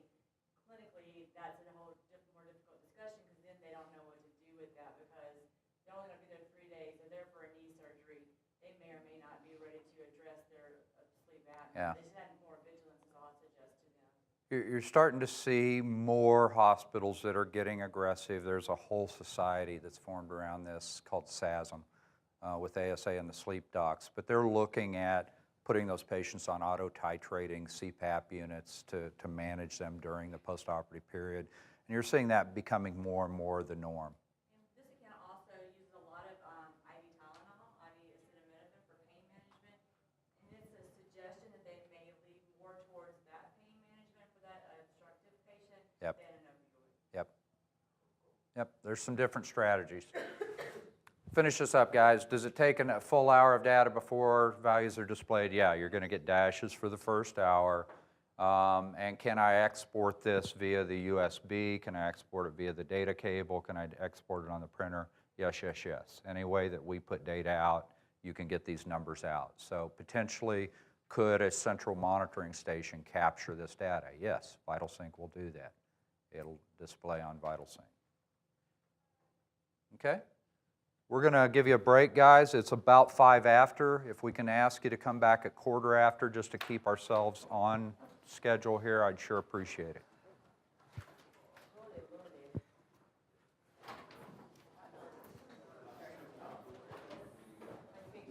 Video for you to watch. Some of you may have seen it before, but I can never watch it too many times. Really does a great job of illustrating the importance of what we do, guys, and the fact that a lot of people's lives are affected by whether we're effective in our work or not. So saving lives is not something we take lightly.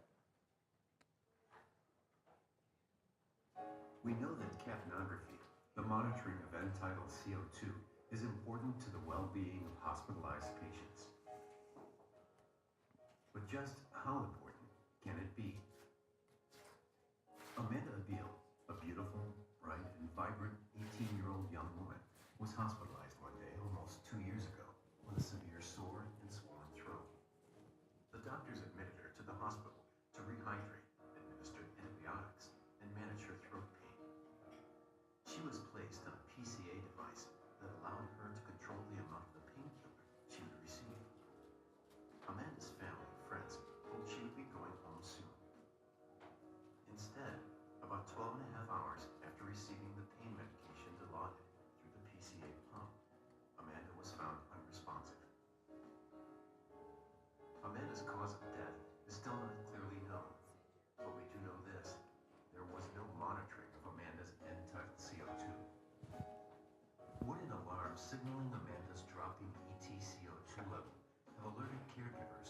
out Amanda's condition in time to save her.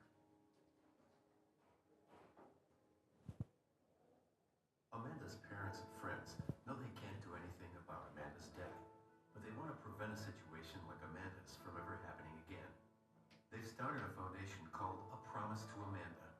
Their goal is to keep the story of Amanda alive and help build awareness about the importance of capnography monitoring for all patients on PCA pumps and to anyone hospitalized who may be at risk of respiratory depression. The Abeles have told Amanda's story to local media and to people in their community. Through the foundation, they are contacting companies and organizations like O'Radian and the Physician-Patient Alliance for Health and Safety to help bring their outreach efforts to a national level. A good friend of the Abele family introduced them to a graphics design professor at Notre Dame. When the professor heard the story of Amanda's tragedy, he immediately suggested that as a semester project on designing for positive social change, his students design a website for the foundation. The website project was initiated with a presentation to the class by representatives from O'Radian, Care Fusion, the Physician-Patient Alliance for Health and Safety, and nurses from St. Francis Hospital in Beech Grove, Indiana. Correspondents from local media were invited to attend, and the press generated was tremendous. As a result, a broad network of support for the foundation unfolded. The emails poured in. Hospitals in New York and Boston and along the South Coast. A doctor at Johns Hopkins University involved in a patient safety and quality initiative. And even health experts responding to express grief and willingness to help. The foundation outreach continues to blossom and gain momentum. At O'Radian, we're committed to providing innovative respiratory monitoring solutions designed to improve medicine and save lives. So tragedies like Amanda's won't happen again.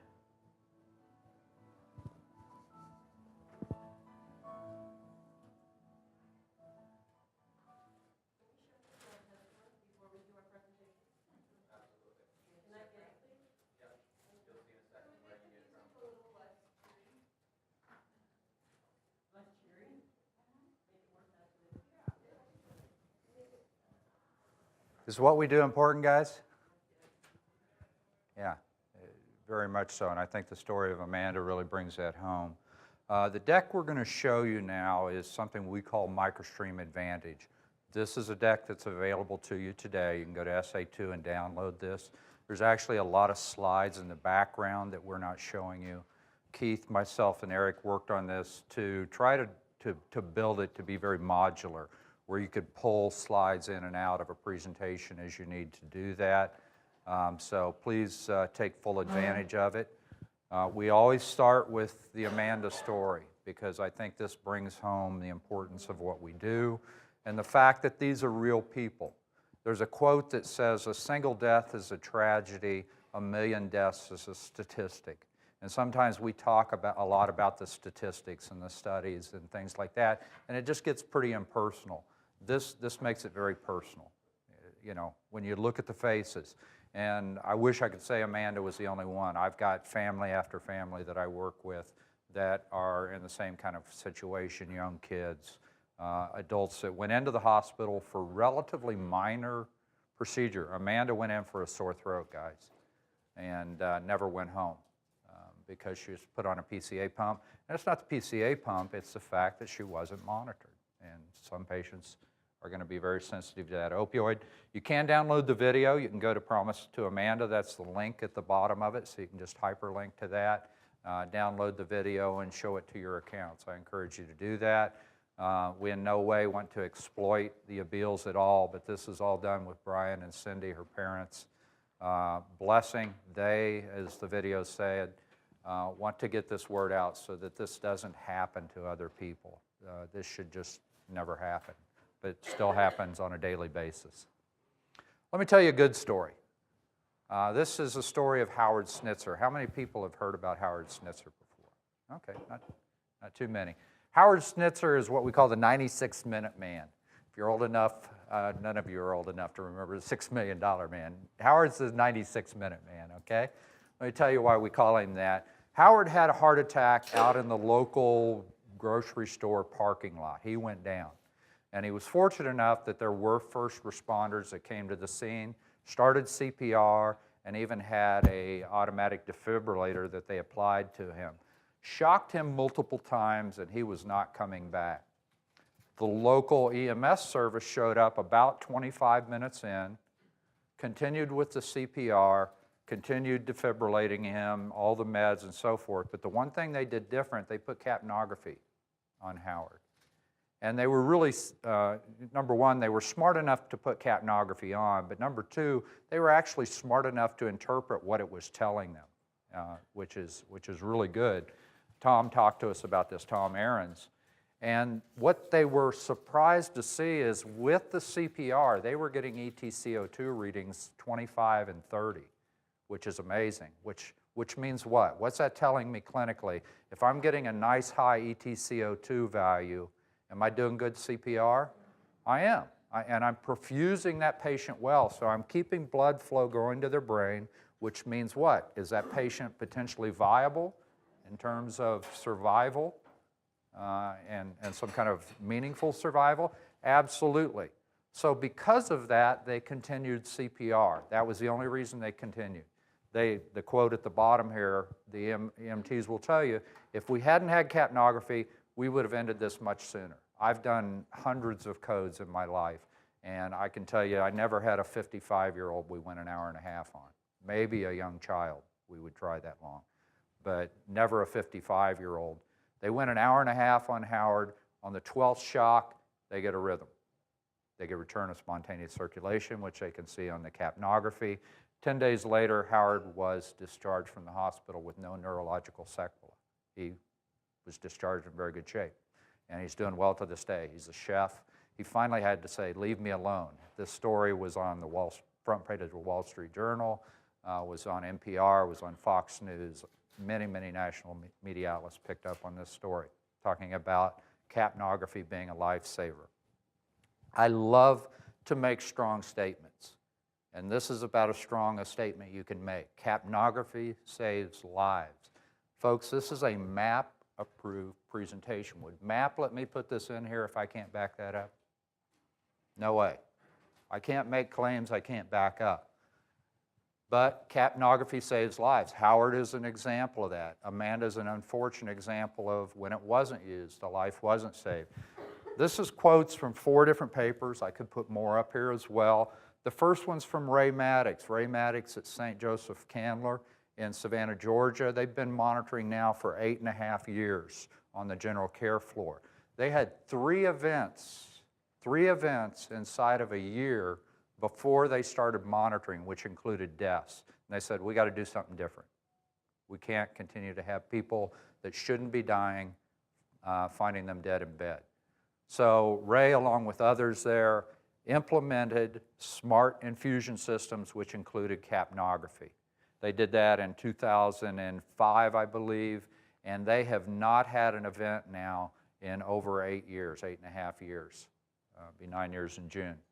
And this is a quote from Ray, and you can actually go to a website that we have. It's called smartcapnography.net. It has a lot of little videos of champions that we have talking about their use of our technology.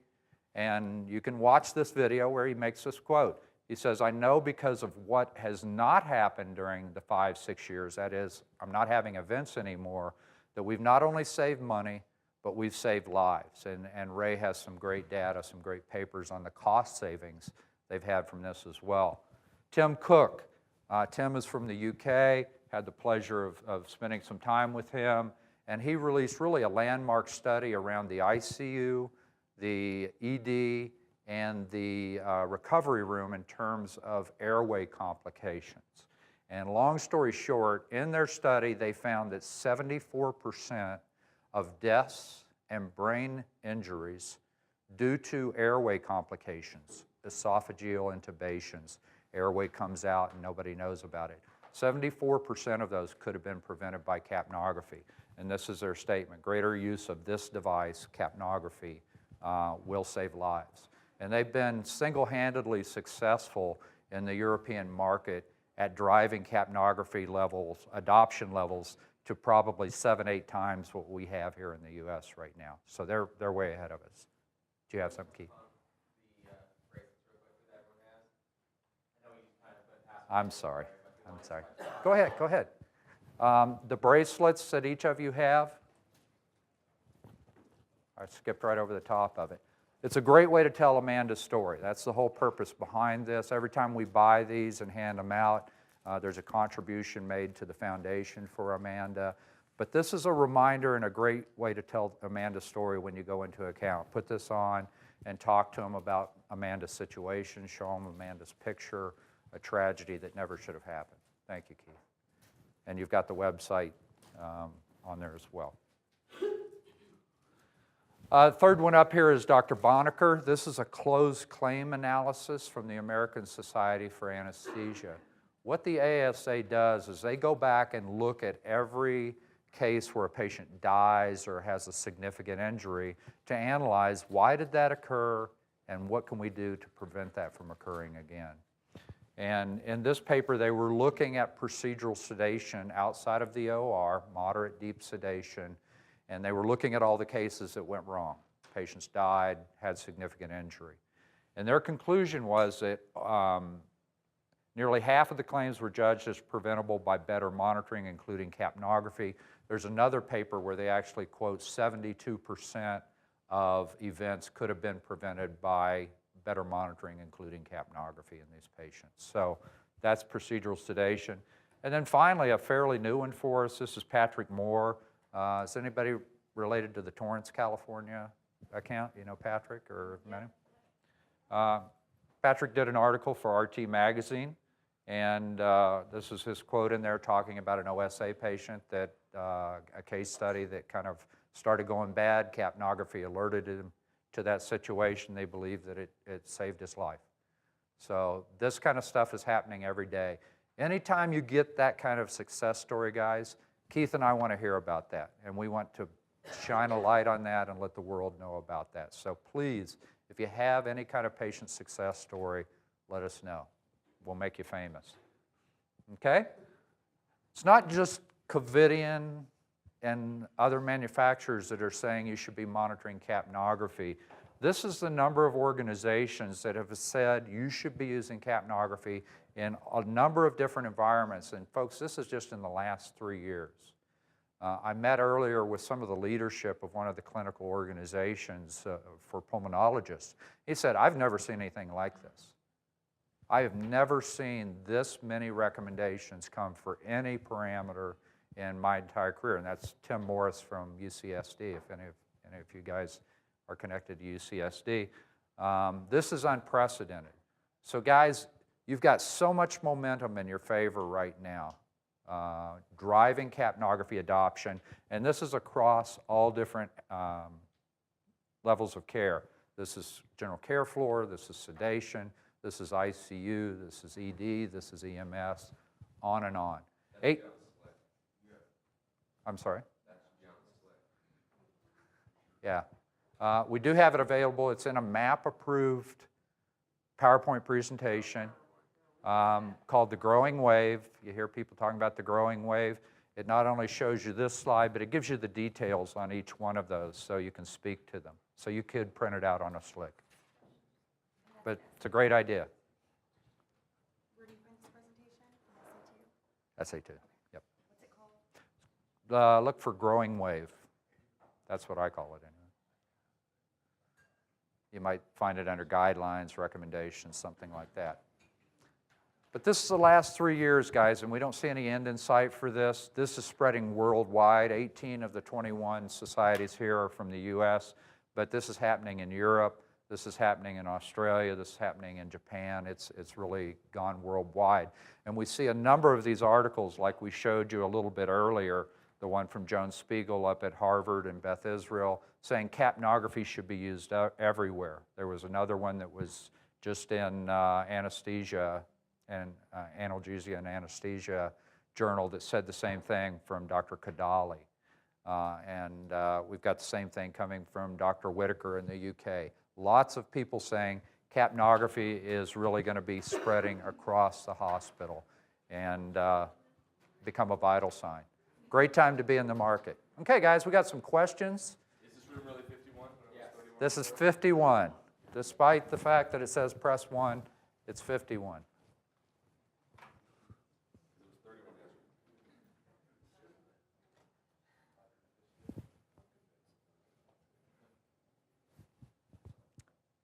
Okay. First question, capnography should be used because, number one, it saves lives. Clinical organizations support its use. Retrospective evaluations of adverse events show that it probably could have prevented many of those, if not most of those. Amanda, Abil, all of the above. I want to see everybody do well. I sometimes give you little hints. Anytime you see all of the above, that's usually a pretty good choice. All in? 3, 2, 1. What do we got? 13 people?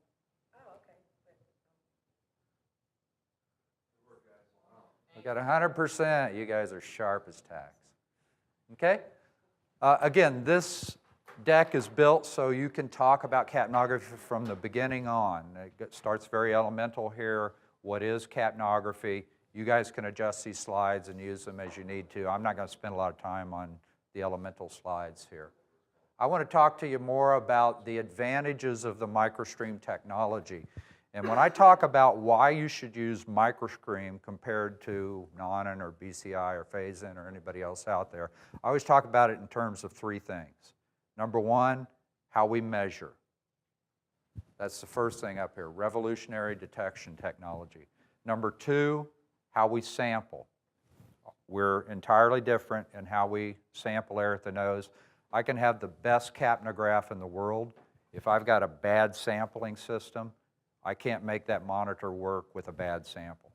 And we sample like nobody else, much, much better, and we got proof on that. And then finally, smart capnography. Our algorithms, which nobody else has, is a tremendous differentiator for us. Let's talk first about our revolutionary technology. MicroStream technology has some very unique things. Number one, it's the only CO2-specific measurement technology. We've got a nice fancy term for that. Have you guys been practicing and you're able to say? Very good, very good. Yeah, and it's nice to say that, but I think the important thing that I want people to understand here, we are the only, anytime I can say only, that's an exciting claim. We are the only company to have a CO2-specific measurement system, and I'll show you in a minute why that's important. We've got a unique fluidic sampling system, which is our unijunction. Keith is going to speak to that, so I won't steal his thunder there. And then we've got the industry-leading smart capnography algorithm. So kind of keep that cadence in your mind when you're talking about why you should use MicroStream versus somebody else. Our hardware's better, our consumables better. We got algorithms that nobody else has that increase the value of it. This is what the market had to say about the technology that you sell, the MicroStream technology.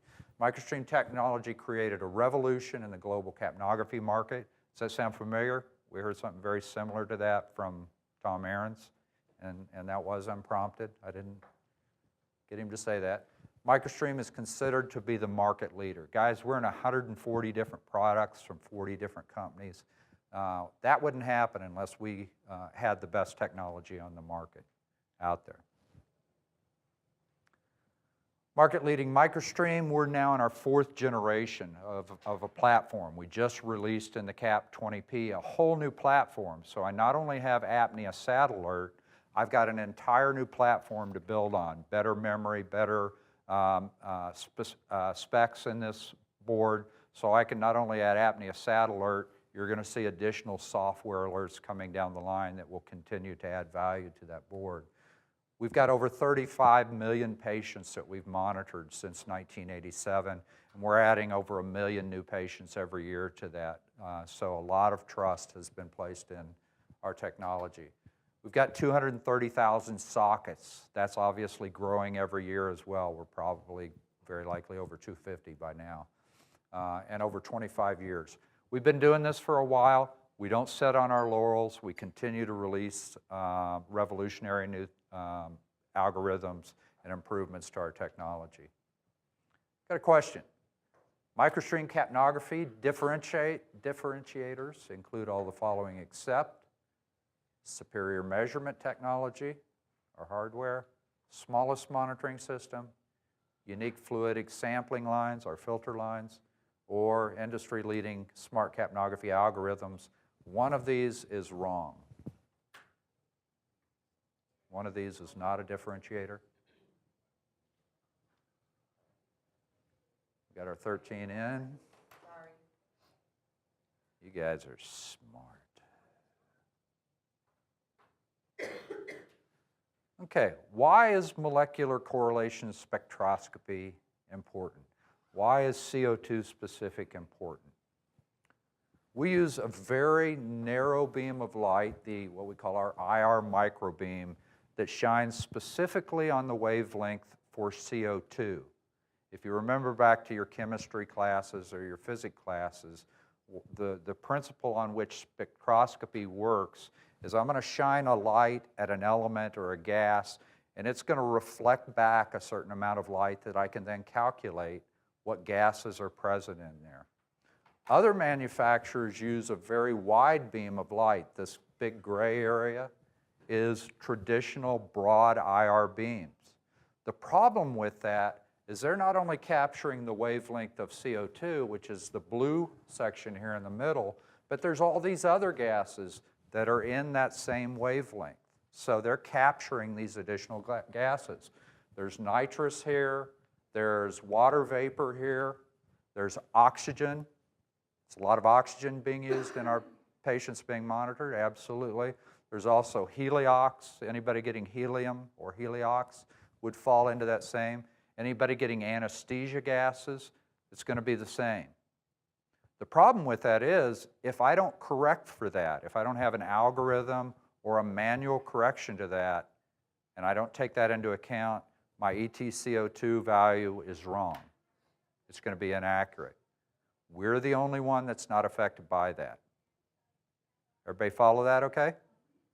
That's why CO2 specificity is important. Okay?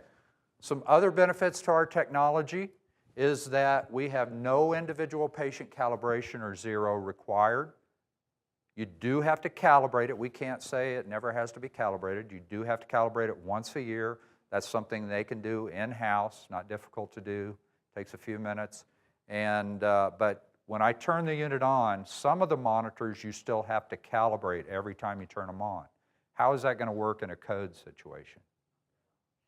I need to see if we've got the airway in the right place. Just a minute, I'm calibrating the monitor. You know, that's not going to be a happy kind of code.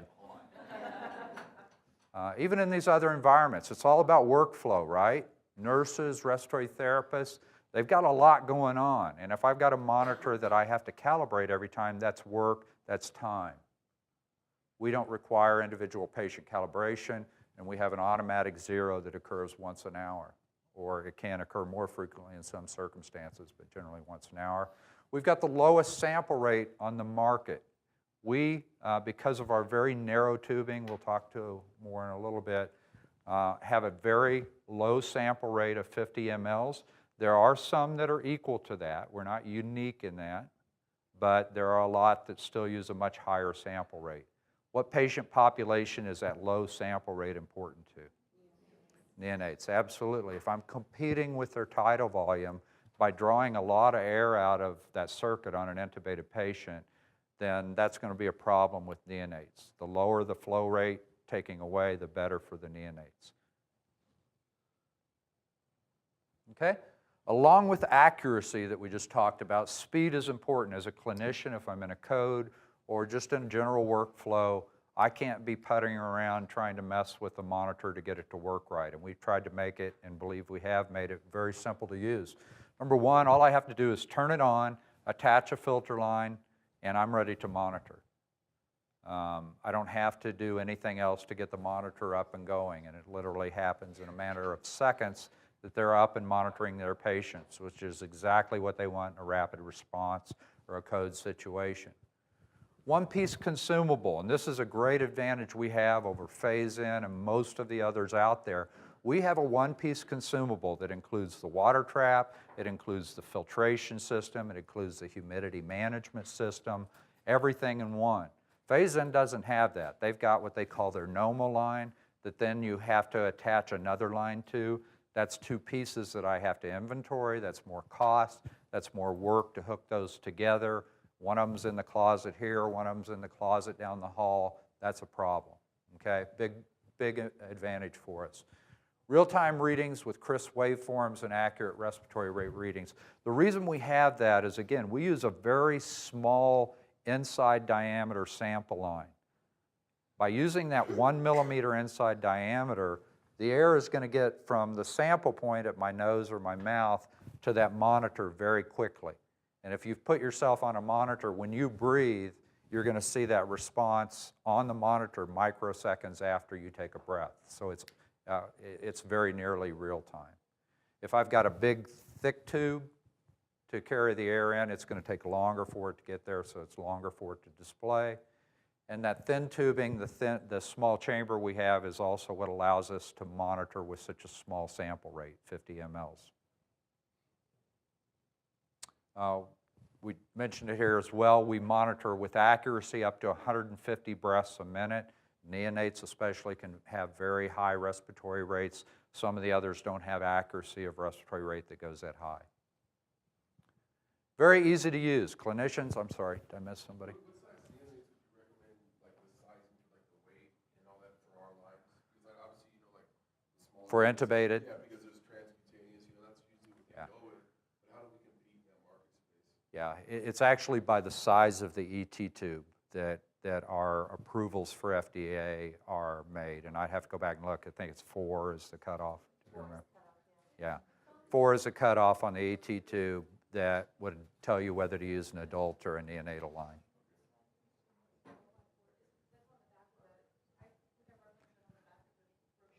There used to be a kilogram, but it's gone. Yeah. Yes, that's what we're saying.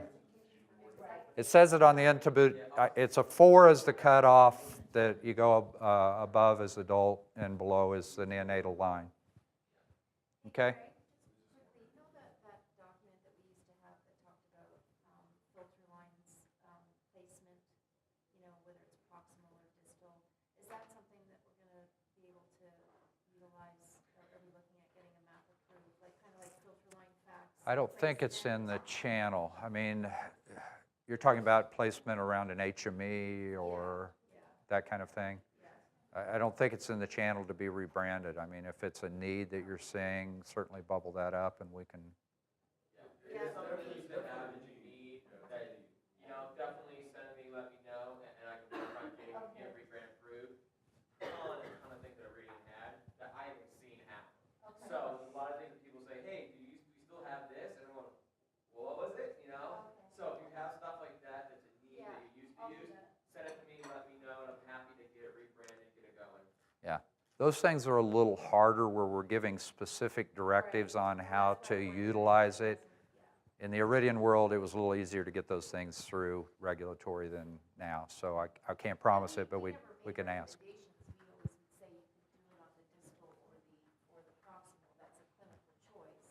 Yep.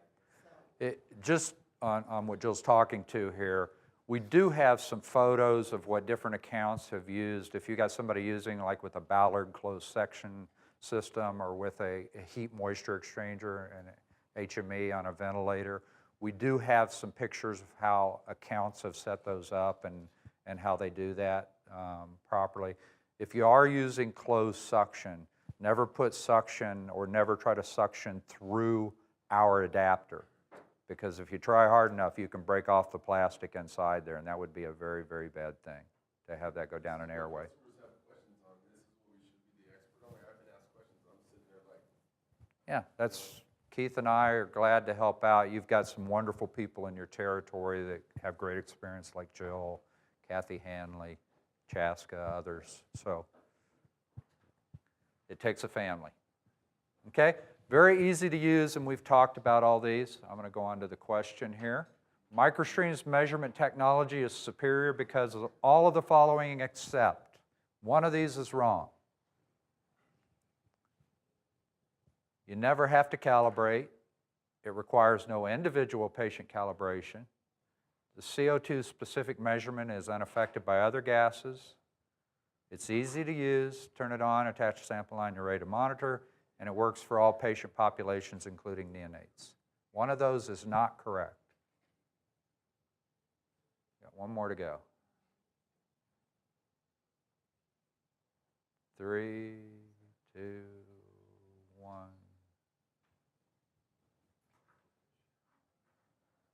You guys are so good. With that, I'm going to pass it off to my partner in crime here, Keith, to talk about the consumables and single solution.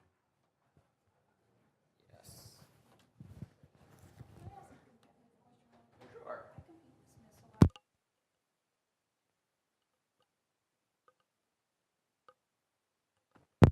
I thought that they had to calibrate every time before you, they're telling some of my accounts, no, we don't have to calibrate every time before you use it, but it's every third time, I've heard it's once a year. I don't know a specific manufacturer's recommendations top of my head. We do have some of those competitive guides we're looking to rebrand. I can pull it up to see what they say specifically on it.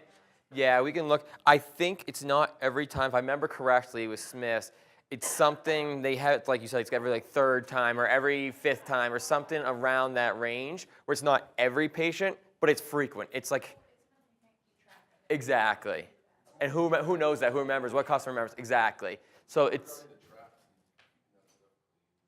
yeah, but it's much more frequent than once a year annual calibration.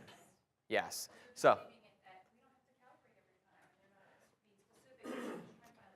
yeah, I'll help pull what we have to say exactly what the manufacturer recommends there, but I don't remember top of my head, to be honest. In ours, isn't once a year, right? Doesn't give you the specific hours? It is. It's every 20,000 or what is it, 4,000 hours? 4,000. Thank you. 4,000 hours. Practically, customers are much better with once a year. You're right. It's 4,000 hours if they're leaving it on all the time. The very first time it is short. The first time I think it's 2,500 or 1,800 or something there. But an annual calibration will be successful for us. Sure. Sure, exactly. All right. In order to leave us plenty of time for the smart capnography stuff, those true differentiators that are very important to talk through, I'm going to go through some of this a little bit quickly. I'm going to focus around, as Greg called out, that sampling accuracy that we have that benefits on our sampling lines and the fact that we're a single solution provider as a whole. So definitely let me know as you guys have questions come up or if I'm going too fast. I believe there are quite a few audience response questions in this section, so get your little clickers and be ready for it. But to start off with, one of the huge advantages we have with MicroStream is the fact we do go across so many areas of care, your EMS, your emergency department, procedural sedation, NICU, PICU, it's all the way across the board. We have a standardized single solution that customers can bring in. And intubated non-neonate to adults. Likewise, with our different areas of care, you have all those OEM partners we play with. So this is something that's crucial to you guys, is having those sockets, recognizing those sockets, knowing where they are. A couple we call out. We talked about Welch Allyn. They have a new monitor out that's got MicroStream. We all know CareFusion, CastMed, the 750 monitor that we talked about yesterday quite a bit. Space Labs and Neon Coden have ways to connect our microcap. The Dragers, the Datascopes, number of those people out there, pretty much everyone, minus GE, we know of, has that ability to connect in with our systems today. So one thing we do want to bring up quickly, this is a little placeholder, something we recognized recently that was well known with Iridian folks, but has not been well communicated from our end. So with Philips, this is specific to Philips. Philips monitors have something called max hold. Max hold on Philips monitors is defaulted off when it comes. What max hold is essentially when it's defaulted off, the monitors show true breath by breath end tidal CO2. What this means is clinicians might look at the number and see it go 20, 40, 18, 25, 13, 41, 28. It seems sporadic. It seems like it jumps all over the place. It's true breath by breath. That gets confusing. That looks to a lot of customers, and this has come up recently where customers stopped using their MicroStream because they said, I just can't trust it. It's all over the place. I don't know what number I'm looking at. It doesn't make sense. We brought in a CAP 20. They said, oh, this is great. This is excellent. As we dug deeper, it was a max hold issue. What we need to do often, and there's times when max hold's good, like resuscitation when you truly want breath by breath, but what you get is the settings we want to change with the Philips monitors is you can turn max hold to a 10-second or 20-second option. We recommend 20-second. 20-second is essentially the same as what we'd have on our CAP 20s. So our CAP 20s, as you guys probably know, what we're doing is looking at a 20-second window and taking the highest number. So the highest value in that 20-second window is what we're actually posting. And then you're not looking at this jump all over the place. So if you put those Philips monitors, the max holds on the 20-second setting, you're going to get that look just like it's a CAP 20 where it's not sporadic jumping all over.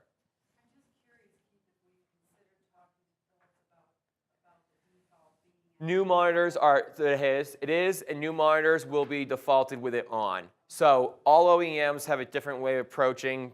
Philips took the approach of true breath by breath, beat by beat, that type of approach.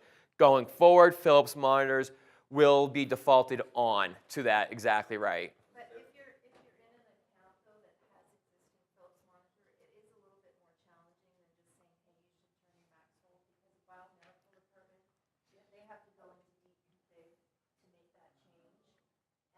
And they typically will not, I mean, they have to get authorization because it's essentially changing, a clinical setting.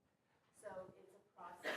You have to have the discussion with the nursing department and then, explain to them how that process needs to be changed and adjusted. And then they have to provide and it depends on the facility. I've had some facilities where the nursing management wouldn't even make that change without bringing anesthesia into the discussion to give that kind of. Yeah, and often,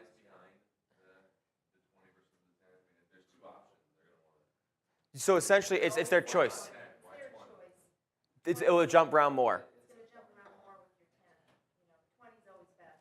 20 is if you almost think of a smoothing, rate, you can choose 10 if they prefer 10, but it's going to be jumping more because the shorter window it looks at. The longer the window you look at, the less jump it has.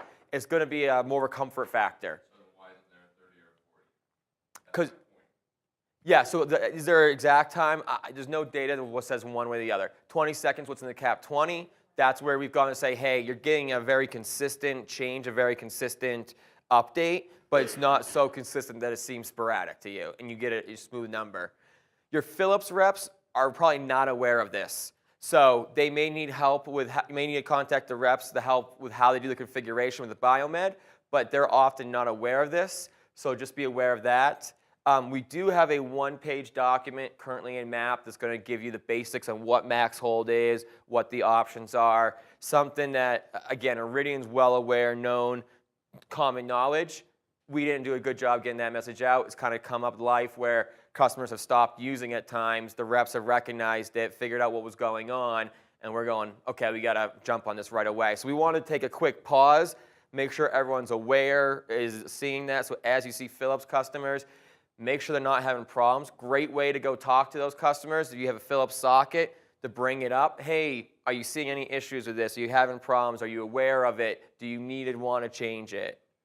And just going back to the calibration issue, when you mentioned the Philips reps don't know anything about this, many of them miscommunicate the calibration needs with the MicroStream sockets. My rep in my area has been telling their customers that the Philips, the end-tidal CO2 module, doesn't have to be calibrated. And I've actually had some accounts where they would call, so I went in to do some training, they were sold these sockets, I went in to implement, they hadn't used the sockets for 3 years, but they were attached to the monitor, so when it's attached to the monitor, even though it's not being used, it's still running as hours. They had to replace all those modules because after it gets beyond a certain amount of time, it has to, they have to change out the internal components. So it's something that you want to have a discussion with the Philips on. Confusion between annual calibration and patient calibration. And honestly, we got a great resource in your region with tons of experience around this. So definitely leverage that. I may have missed it, but why would the number be jumping around? Because it's true breath by breath. So it's every breath, and everyone has a different breath. So it's going up and down as what it's collecting, rather than, hey, what's that highest number over the last 20 seconds? That's going to be pretty consistent. Yep. Yeah, so I think, so guys, when you look at FY14 from a territory management perspective, y'all's goal is basically to kill the word crapnography. Okay, that's using smart capnography, it's using Maxwell, it's getting in, knowing your customers, and ensuring that we have these monitors, whether they're ours or OEMs, to perform in pristine performance. That's what kills crapnography. Maxwell is one of the things driving the word crapnography in the marketplace today, because it's going all over the place, it's alarming too much and everything. So look for those opportunities to customize your customer's experience with all the features and benefits. And when you get into smart capnography here with, towards the latter part of this piece, that's also going to help as well. But things like Maxwell just kind of improves that customer experience to kill crapnography and get us to that standard of care that we want to be. I just wanted to know, can you give a list of all the Philips accounts? Do we already have that Philips account and CareFusion account? We don't get tracings from the customers. So like the CareFusions, you'll see as they come about, but we don't get tracings from the OEM partners to have that information. Philips, GE, no one divulges that. We love it. We've been asking for it for decades now because for specific situations like this, we need to know it. But this just is a testament to kind of really partnering with your regional Philips rep to understand where have you places, where have you not, where's your install base. Yep, exactly. All right, question. Which OEM partners of Covidien currently do not offer a MicroStream solution? Do not offer. I think we've mentioned this one a couple times, so.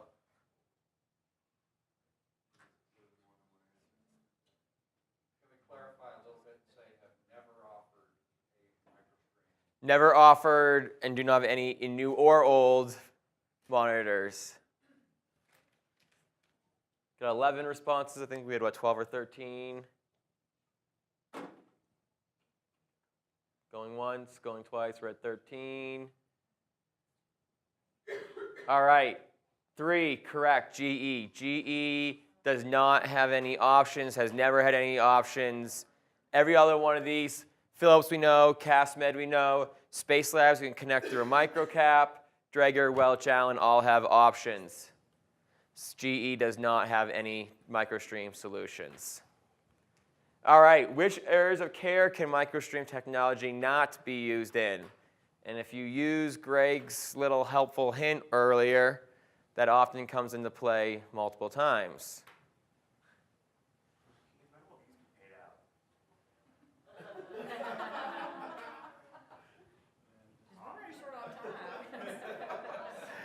So we actually were told to end about 5-10 minutes early so they can collect all the data, run it for the zones, and do the end presentation. So, all right. Clearly, good job, none. Got that. All right, I'm not going to go too far into this. I think you guys are all familiar with our lines. When you present out on the Unijunction, we have slides specific to the humidity, to the filters, to the ports. These are all the hidden slides we're not showing you today that you can call specific areas. But don't underestimate and don't, shortchange the Unijunction, how important that is. I mean, to a lot of us that have been around it and see it, it's almost just like common knowledge of courses. Unijunction courses, oral nasal sampling. This is new to your customers. This is different than what they're used to. They're used to a generic nasal cannula that might sample from one port and deliver oxygen in the other. They understand the fact that when patients get opioids, they get propofol, they're going to become more mouth breathers, and they're not capturing that signal. More and more trade shows I go to, people can't believe it. They love this. They can't wait to try it. They can't wait to see it. Don't underestimate how important the fact we have this Unijunction option available truly is to your customers. So make sure you call that out, you stress that, and you speak to that importance when you're in front of your customers with this. Number of specialty lines. So Iridian did a great job at getting customer feedback. Things like Guardian, is something that was asked for specifically. The longer lines for MRI capabilities, the high humidity, the Nafion there. Number of things that were incorporated to truly address those customer needs that were made along the way. For the Guardian correct. Anything in the marketplace now? Okay. There's not. So obviously you have your bite blocks, your whatever out there, but no one has incorporated a end title with their bite block. There's specific Guardian lines in here as well. Slides are in here that are hidden as well. On the Smiths BCI nasal oral, do those tubes go in the mouth? You know? So they get hooked. The bismuth, the nasal oral. Let me take a quick look. I have not seen it, to be honest. I'm guessing it's more of like, kind of like, Greg, have you seen the Yeah, I mean, they kind of hook around the lip. Some of them even have a wire in it where you can adjust it in and out. Sometimes they recommend that you cut those off and As you can imagine, though, you have a small port, 2 small ports rather than capturing the whole signal. Yep. All right, which features below were not created, especially features lines to support customer needs in particular care areas? So long-term monitoring, high humidity, upper airway. I'll be, generic kind of nasal-only cannulas, adult pediatric applications, low flow samples.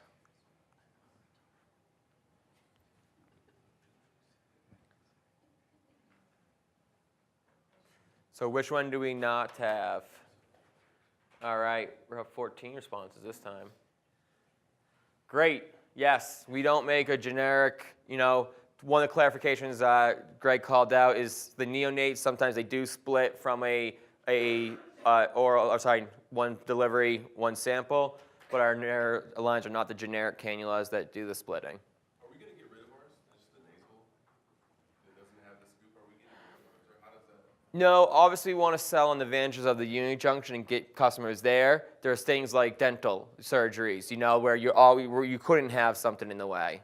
Yeah, we call it a lot of dentists. So. It's a need from us as a whole. All right, we do have data to back this up. So we do have data. You have a white paper that talks about the superiority of our sample lines compared to the Salters, the GEs. Strictly here looking at mouth breathers, but you have some great data that backs that up. Same with our O2 delivery and a more consistent FiO2 delivery with our cloud of O2 that's delivered compared to other lines. So as you need the backing, we have that as well. CAP20P we discussed. You got some of your basic features there, some of your high-level connectivity items, and we jump into another question. So MicroStream single solution is superior because all of the following except unijunction, sample lines for all applications, auction delivery provides more consistent FiO2, or it's incorporated into every monitor, everywhere, anywhere, and all. 13, all right, 14. How do we do? Nice, everyone got it. Yes, we talked over non-GE, we're not everywhere. All right, I'm gonna hand it back over to Greg to cover the last piece, like smart capnography, in our last little bit here. So obviously CPAP, BiPAP, simple mask, like we say we can do it, but customers have explained to me that they have issues obviously with, I guess, high flow or some of those things. So how do we?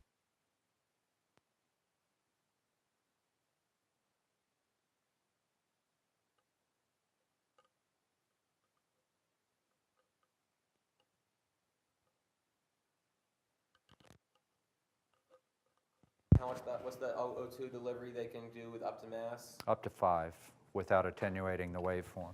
On our standard nasal cannula on the Guardian, it's up to 10. But with like a CPAP mask. With like a CPAP Oh, it's a mask CPAP over mask. I'm top. sorry. Yeah, there's not a defined liter flow. Typically, if they're using something and they're controlling their leaks well, you're going to still get pretty good sampling with the CPAP mask. If it's leaking everywhere, they may have trouble. Because most of your CPAP machines are designed, if I've got a leak, they increase the flow to try to make up for that leak, and you're going to get really high liter flows that are going to wash it out. We're going to finish here with smart capnography. This is a family of algorithms that I think most of you are familiar with in some level. A family of algorithms where we're trying to do one of two things, either make it easier to monitor a patient or to add value, okay? IPI is a good example of where we're trying to make it easier. I'm taking 4 parameters, I'm turning it into a single number. That makes it easier for the RT, the nurse, whoever's using it. Sarah is a great example of making it easier. If I'm eliminating alarms, I'm making it easier for them to monitor. Apnea Sat Alert is trying to draw more value out of capnography by giving me some additional information I didn't have previously, okay? Let's talk about these individually. If you've got questions, I'll do my best to answer them for you. I will tell you we've got some really, really good tech notes that have been branded. There's one specifically on Sarah and smart breath detection, and there's another one on IPI. These are tech notes that go into a pretty good level of detail of how these things work if you have somebody asking you questions on the algorithms. Talk first about smart breath detection algorithm, SBDA. The problem here is sometimes if I've got a patient that's talking or coughing or eating or something like that, and they're not breathing regularly, that can give me a waveform that's bouncing like this. And here's some good examples. These are actual waveforms. And if I didn't know better, I could very easily count each one of these little excursions as its own breath, and that's the way most monitors do it. So instead of this counting as a single breath, which it is, it could count as 4 breaths. What's that going to do to my respiratory rate? It's going to make it very high and inaccurate, right?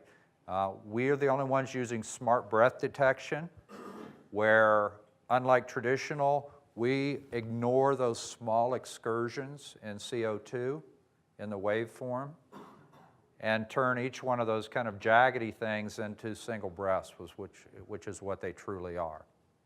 Is this in a slide somewhere or something? These slides, Like this exact example, is it somewhere that we can? these are your slides. These are your slides. There was the MicroStream Advantage, like the Nelson Advantage presentation, so this is Maps approved right here. This is all yours. It's all right. Is there anything you guys have? Thank you, sorry. Yep.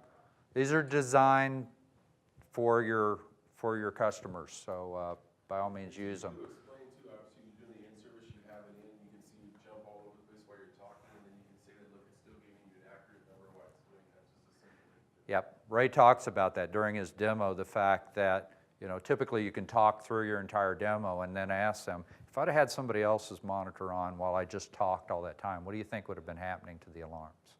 Okay? Don't try that for the first time in front of your customers. You know, make sure that works well when you're doing it on your own. Typically it should, but don't put yourself in a bad situation, okay? A second problem, along with counting the breath correctly, is the way that we average the respiratory rate. And this is where Sarah comes in. Smart breath detection is about making sure when I call it a single breath, it is a single breath, okay? Sarah is about the way I average the respiratory rate. You can get a lot of false, non-actionable alarms because when patients talk, when they eat, when they sleep, when they cough, sometimes you can get a lot of variability in the breathing. When somebody's at greatest risk, when they're sedated, they're asleep, you're going to typically see a very regular respiratory rate pattern. It's going to be very rhythmic breathing. And if you look at trending over time, it's just extremely regular. That's when patients are at risk. When they're moving and talking and eating and those kind of things, they're not really at significant risk. So during those times of high variability where the waveform and the respiratory rate is bouncing all over the place, what Sarah does is it looks at the degree of variability, and if it's more variable, it starts to expand the algorithm by which respiratory rate is calculated. Normally, I calculate respiratory rate off of the last 5 breaths. When Sarah sees there's an increasing amount of variability, it starts adding a breath. If the variability continues to increase, it keeps adding breaths up to a maximum of 11 breaths that it will count the respiratory rate over. And once it gets to that point, it kind of starts over and runs through that again. Okay? And by extending that period of the averaging of the respiratory rate, the studies have shown that we're actually able to decrease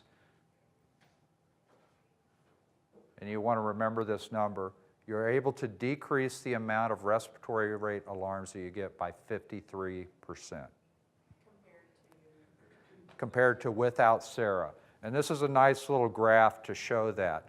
This is the number of alarms that I would be having, 20, 30, 40. This is the number of alarms I would have had without Sarah on this patient.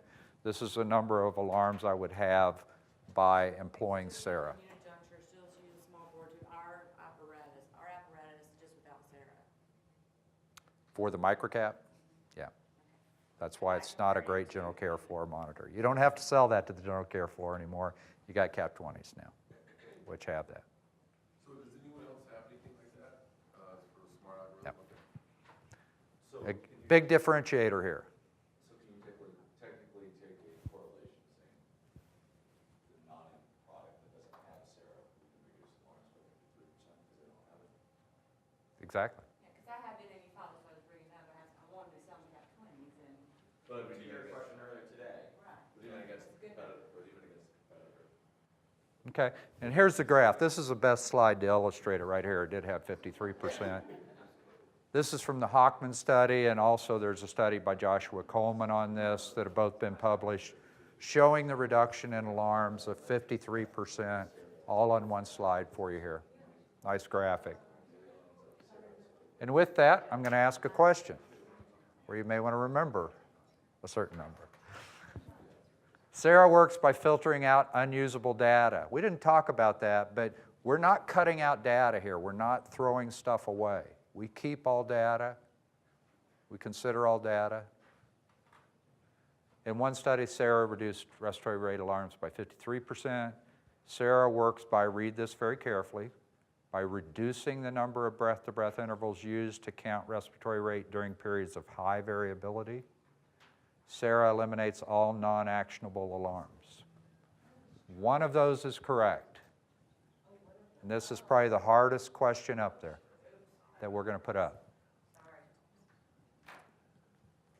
13, everybody in? Everybody listen?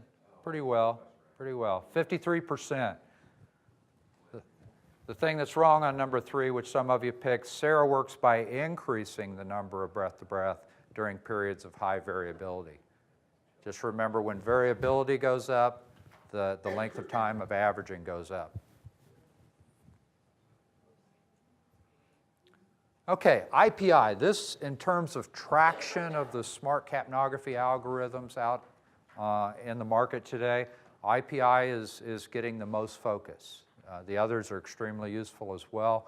But we know we now have a number of accounts that we're collecting protocols on that are building IPI into their protocols of we're going to respond, we're going to do X when IPI gets below this, we're going to respond in a different way when IPI gets below that, and we're working on collecting those.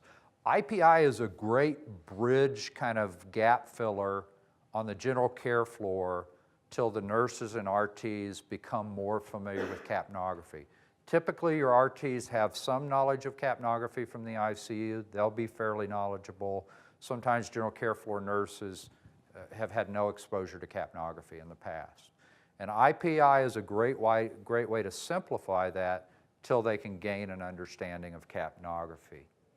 The way that IPI works, and there's a lot of slides that are hidden here that you'll have access to, but the basic operation is it takes the 4 variables, the 4 parameters that I get from capnography and from SpO2, which include the pulse rate and the respiratory rate, and it turns that into a single 1 to 10 number. I heard somebody compare it, was it Ryan? Somebody compared it to an APGAR scale. It wasn't you, somebody else. It's a great comparison. It's kind of like a cardiopulmonary APGAR score. 10 is good, 1 is bad.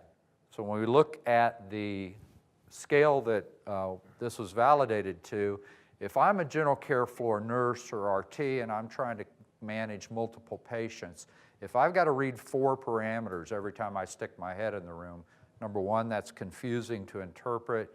Number 2, it's a lot of numbers to remember and assess. But if I can stick my head in the room and see, oh, Mrs. Johnson's at 9, she's doing fine. Oh, Mrs. Wilson's at 10, she's doing fine, no need to worry about here. Oh, Mr. Smith, he's at 7. I need to start paying a little more attention there. Uh-oh, Mr. Jones is at 3. I need to be in that room. So it's kind of that patient's doing fine, patient's starting to do something I need to pay attention to, patient is not doing well, I need to get in the room. And I can do that by looking at a single number on these patients. Color does not change. So do we know, like, It's not color-coded like that. you weighted off of the 4 parameters of the algorithm, but do we know, like, which parameter, weights heavier than the Yep. other and how it's calculated? How does Yeah. that work? You can go to the tech note for that, but you're going to find CO2 is heavily weighted on that. The only things that will actually drop it immediately to a value of 1 is an SpO2 of 85% or below, or a no breath of 30 seconds or longer. Those 2 things will automatically drop it to 1 every time. That detail scale is in one of the hidden slides as well. It's also in the tech note. It's one of the slides, it's just not shown right now. I just want to see, just in case I'm looking at it and something's dropping, I know where it is. Exactly. Yeah. It's essentially a series of if-then statements. If the CO2 is very high and the SpO2 is very low, and there's ranges around that, then it makes a calculation of, I'm going to drop the value by this much in those circumstances. So, there's a little bit of complexity to it, but it's not something that you can't describe to somebody. And you've got those slides in there. Clinical benefits of IPI. Number 1, increasing patient safety. It enables me as a clinician to make decisions very quickly. It improves patient care and outcomes by telling me when to make those interventions, and it benefits clinicians with improved clinical utility. Again, it makes it easier for them to understand, easier for them to communicate it across shift changes, things like that. Here's a couple of quotes that we got back from the field, one from an RT, one from an RN, talking about the value of IPI to them. Gives an immediate, accurate assessment of the patient's overall condition. IPI detects even the slightest changes immediately with a single, easy-to-read number. So we've gotten some great feedback. We've got some great traction on IPI. One of the things that I found with IPI, especially with Providence and building out that flow sheet, is to talk to them about it being a trending tool. If you see an immediate change in IPI, like say a no breath, and you're sitting in the room and you look at your sheet as a nurse and it says, call rapid response. And yet, there's still some points of being a nurse, you look over the patient and go, oh, patient's fine. We can address that. And so those 2 statements of it being an immediate thing can be challenging on a general care floor. The nurse is only looking at IPI and they're not assessing the patient. So it should be look at IPI, assess the patient, then do it. Kind of like when we had with the SPD. Do your ABs, your ABCs, and then get something. Yeah. As a clinician, we talk about this all the time. You never make decisions off any single parameter. You always look at the total patient picture. Giving you 4 parameters into one number, and that was I understand. Yep, good point. Good point. Validation of IPI. This is a couple of the original studies that were done from Dr. Ghazal and others showing the validation of how it matches clinician opinion out in the field. There's now about 20 plus papers out in the field that are available to you across a variety of environments. Next question here. Benefits of IPI. Remembering my earlier tip to you. Enables timely decisions, provides an indication of change in patient condition, provides a simple, clear, comprehensive indication. There's an all of the above up there, guys. Got everybody? You guys are paying attention. Okay, we've talked about apnea sat alert. I'm not going to talk about that anymore. Got a question on it. Apnea sat alert provides all of the following except one of these is wrong. A method to diagnose apneas per hour, ODI, method for tracking patients that are having recurring episodes. Everybody in? You guys are so smart. Last thing to say is all of this ties up under you guys. Sales and service, it's all about taking care of people out in the field, and that's where you guys come into this. We've given you a great product to work with, no doubt. You've got the best product in the industry today. Hopefully we just illustrated that. Lots of online support as well. With that, I'm going to kick it back All to right. Keith. Actually, one more question you got to answer. This is the most important question that we have yet today. This one's tough. If you miss this one, we have to let you go. I'm sorry. As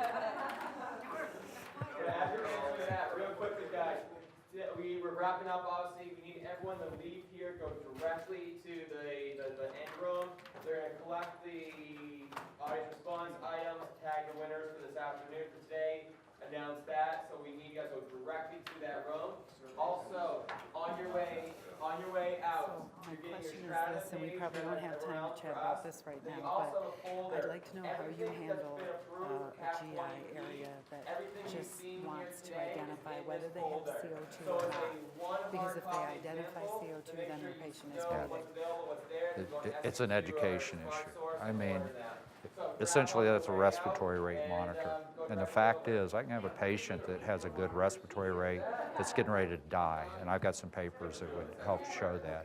I need to know quality of ventilation, which means I need a quality waveform. Not just the number. I have a mic right here. Point the camera at me. Yeah, you can say that. Yes. You know, I mean, I'm all over the place, but if you have a team that can help. See?